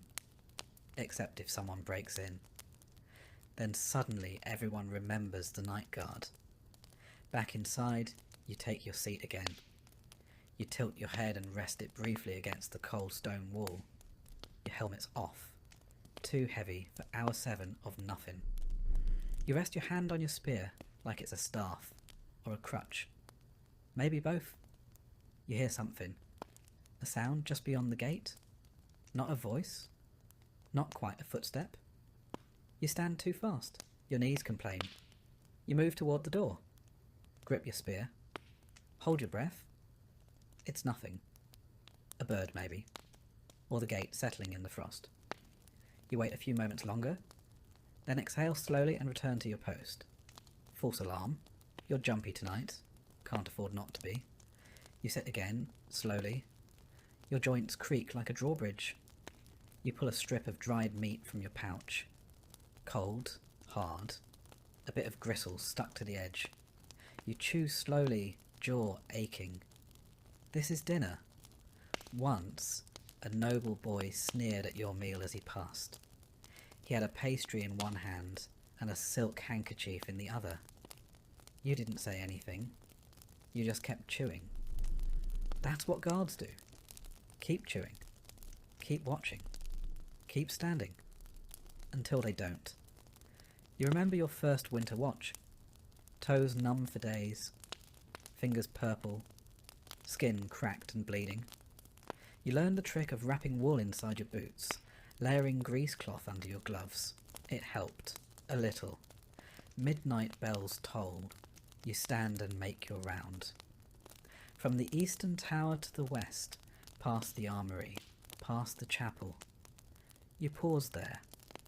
Light flickers in the chapel window. The priest must be praying again. He never sleeps either. You climb to the wall walk and scan the woods beyond the outer bailey. Black trees sway in a sea of mist. The moon casts a pale stripe across the fields. You see no movement. You see everything. You think of your mother's farm, of harvest moons and cider, and wonder if she's still there. You hope she is. You make it back to your post just as the brazier dies completely. You don't bother relighting it. The coal keeps you awake better anyway. Sometime after the last bell, the captain arrives. His boots echo on the stone as he enters.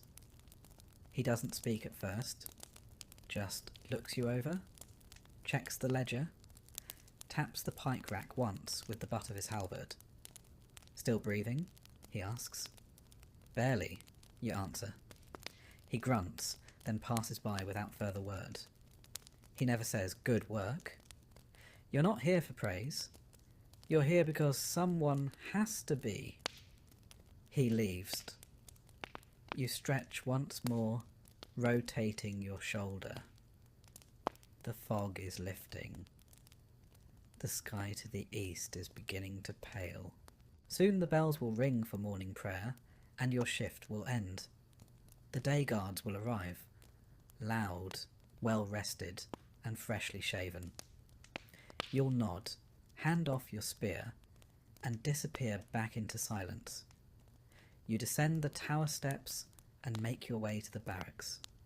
Your cot is rough. The blanket smells of mildew and smoke, but it's yours. You peel off your cloak, set your boots beside the bed, and sit a long moment before lying down. As your eyes begin to close, you hear the castle come alive, shouting in the yard, buckets clanking, the cook's voice barking orders. You've earned your sleep, but you know you'll be back tonight. The castle doesn't guard itself. There was a time last year, you still remember it, when bandits tried to storm the gate. Not many, just 6 or 7 desperate men, starving, drunk on stolen wine. They came after midnight, thinking the wall guards were asleep. You weren't. You sounded the bell. You shouted. You held the gate while others armed themselves. One of them, a tall one with an axe, almost made it to the portcullis. You caught him with a spear thrust through the ribs. He collapsed at your feet, died gurgling in the dirt. You didn't sleep for 3 nights after that, but no one thanked you. The steward sent down an extra crust of bread. The sergeant nodded once, said, "You did your job." That was it. You did sleep eventually. And when the bruises faded and the frostbite healed, you were posted right back on the gate, because now they trusted you to stay awake. That was your reward. You shift your weight again, bones grinding. Your hip has a knot in it from years of leaning on stone. You ignore it. You've gotten used to ignoring things. Hunger, cold, the sneers of nobles, the fear of being the first to die if anything truly bad happens. And yet, despite everything, there's pride. Not the kind people toast in halls, but the kind that keeps your back straight when no one is watching. You keep the castle safe. That matters, even if no one sees it. You adjust your gear one last time before bed. The leather straps of your jerkin are cracked, the iron studs dulled from years of wear. Your helmet, dented at the rim, hangs beside your bunk. You should replace it. You won't. It still works. Around you the other guards breathe deep in sleep. Some snore. One twitches as if fighting in his dreams. You envy them. They've done their part. Now they rest. You lie on your side and stare at the wall. The mortar lines look like roads on a map, winding and uncertain. You trace them with your eyes until they blur. Somewhere above, in the solar, nobles stretch in feather beds. Below them, you sleep with a knife under your pillow and your cloak wrapped around your feet. And still, if something were to go wrong in the dead of night, it would be you they send first. Because that's what castle guards are for. You close your eyes, and for a few precious hours, you don't have to watch anything. You rise in silence. It's not that anyone is asleep near you, it's that they're all long gone. The scullery maid is curled up by the hearth. The stable boy has vanished into straw. The cook's snores echo faintly through the kitchens. But your work begins now. In the hollow hours no one else wants, you are the night watchwoman. You're not a guard exactly. You don't wear armour. You don't carry a sword. But you walk the halls with a lantern in one hand and a key ring in the other. And if something catches fire, if someone cries out, or if something moves that shouldn't, it's your problem. You wear soft shoes, patched and tied with scraps of cloth. You move without echo, that's the rule. Your dress is wool, thick and plain, with extra layers underneath, because the corridors at night are cold enough to crack teeth. Your lantern clicks once as you light it. The tallow candle flickers, casting long shadows across stone. You check the nursery first. 2 noble children, sleeping fitfully beneath embroidered quilts. You don't know their names. You know when they have fevers, though. You know which one wets the bed. You straighten the blanket and leave without a sound. Next, the Hall of Tapestries. Grand scenes of battles and blood and glory. You pass them slowly, your flame dancing in the glassy eyes of long-dead knights. Something creaks behind you. You don't turn around. Just keep walking. You're not paid to be scared. You pass the library next. It's locked, but you check the door anyway. The last time it was left open, rats chewed through a manuscript, and the steward barked about it for a week. You jiggle the handle. Firm, you move on. The chapel is quiet. A votive candle still burns at the altar. You pause to snuff it, not out of irreverence, but caution. Last winter, a stray ember nearly caught the drapes.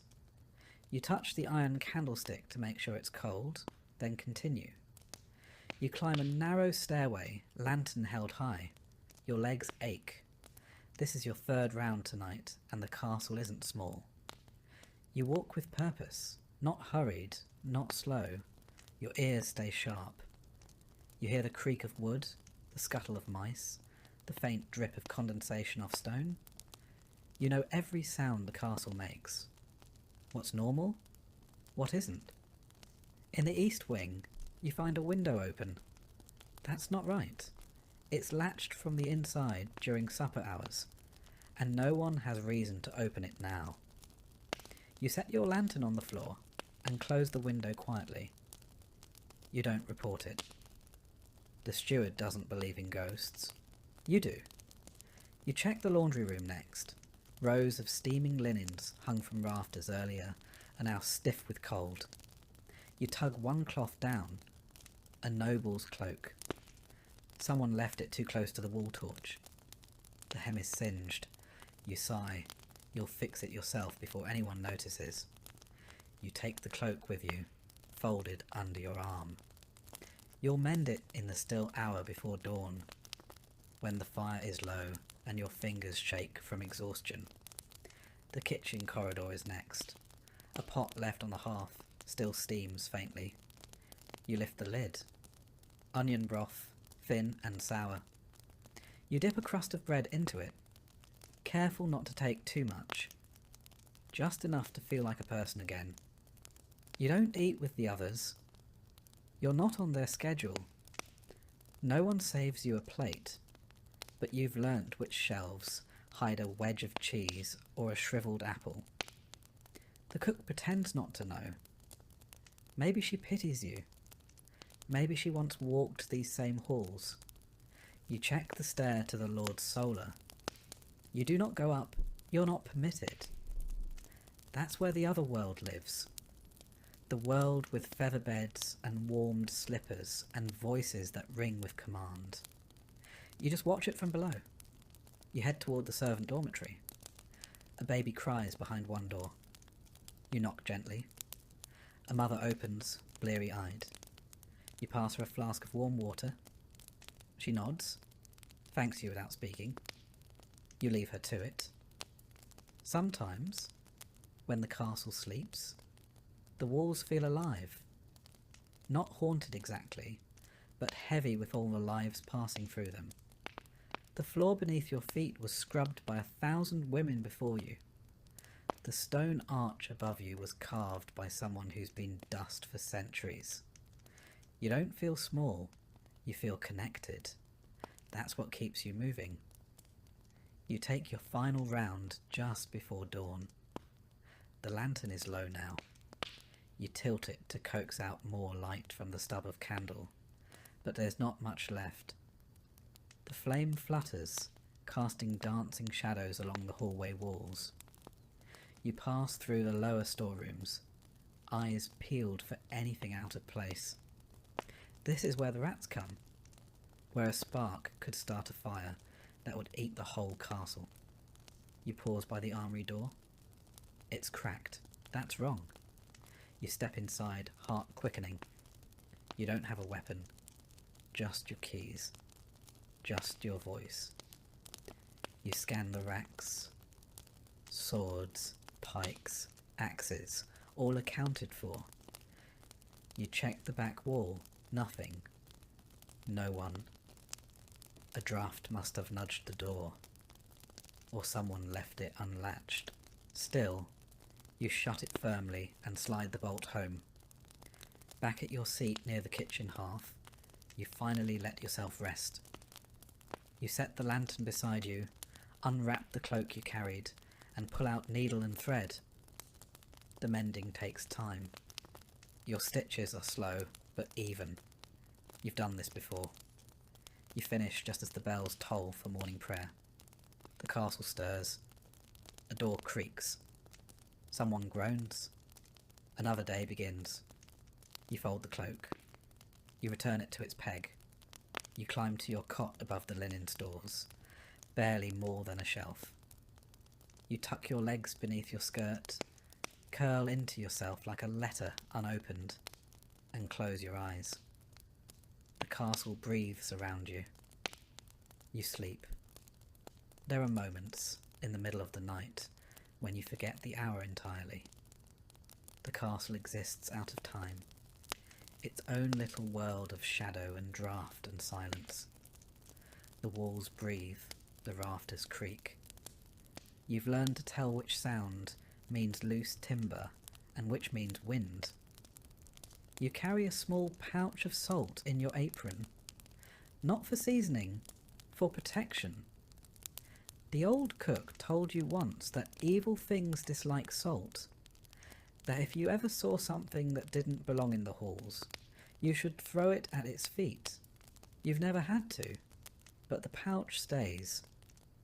In the east corridor, near the old chapel, there's a patch of stone colder than the rest, no matter the season. You step over it every time. Just a habit. No one talks about it. Sometimes a nobleman's mistress will be out late, slipping from one chamber to another. You pretend not to see. You keep your eyes down, your keys quiet.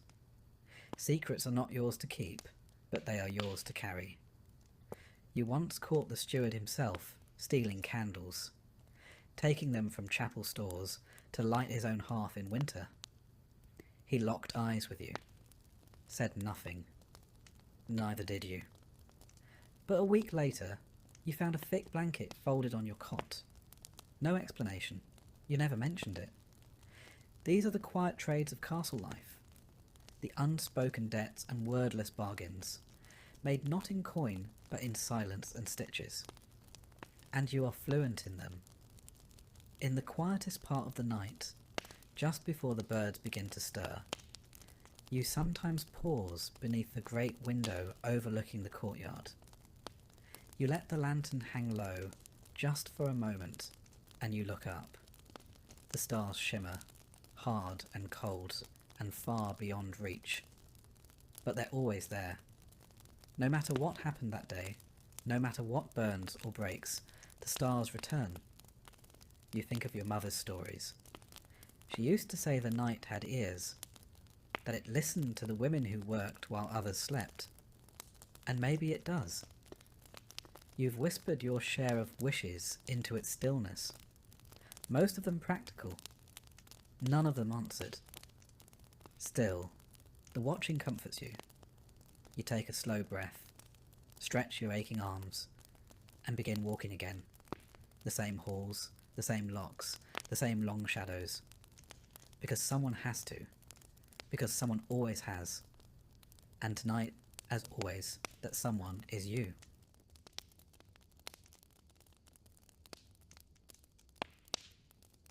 They tell me I came into this world on a cold morning in late November, though calendars didn't mean much in the village, unless it was planting season or a saint's feast.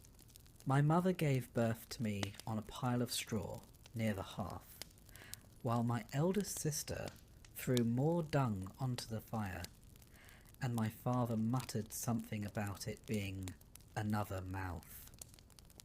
It was my third sister that cut the cord with a knife we usually used for cheese, and then they wrapped me in rags that had once belonged to a cousin who died young, like most cousins did. It wasn't a dramatic affair, just another baby in a hut, already echoing with the coughs and snuffles of too many children in too little space. You don't get a name right away. That was superstition, mostly. A good portion of us never made it past the first few weeks, so it was bad luck to grow attached too soon. Half the village had buried a baby at some point, and the churchyard was dotted with tiny, unmarked graves, soft earth for short lives. So they waited a while, watched me closely, and only after I had survived my first bout of fever was I baptised by Father Oswin in a cold font that smelled faintly of mildew and sheep's wool. I don't remember it, obviously, but I do remember him years later. Crooked nose, holy breath, and a stare that could curdle milk. They called me Thomas, after an uncle who'd been kicked by a mule and died half an hour later. Names came from saints or corpses, sometimes both. My first bed was a wooden cradle stuffed with hay and lined with old cloths. It sat by the fire, if we had one going, or near the hearth's ashes if we didn't.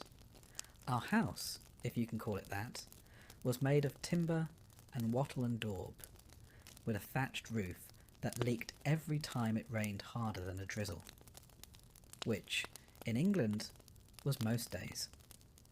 The floor was earth. Real earth. It got swept occasionally, mostly with a bundled switch of twigs, and only when we'd stepped in something that shouldn't have been in the house to begin with. Chickens wandered in and out like they owned the place, and there was a pig who liked to sleep near my cradle for warmth. She smelled better than most of my siblings. We had no chimney, just a hole in the roof, and a hope that the smoke would go up instead of sideways. It didn't.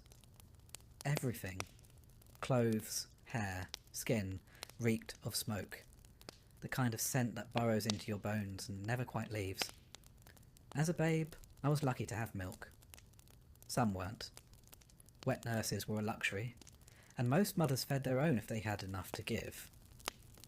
My mother did her best, despite the 5 other squalling mouths and the winter ration of pottage that barely warmed a spoon. Weaning meant mashed peas, softened barley, and the occasional bit of bread soaked in broth. Teeth came early. Illness came earlier. I had 4 siblings older than me, 2 younger, and one I never met. He died in the night sometime around Candlemas, wrapped in a blanket and still warm when they found him. We didn't speak of it. We didn't need to. Everyone understood. By the time I could walk,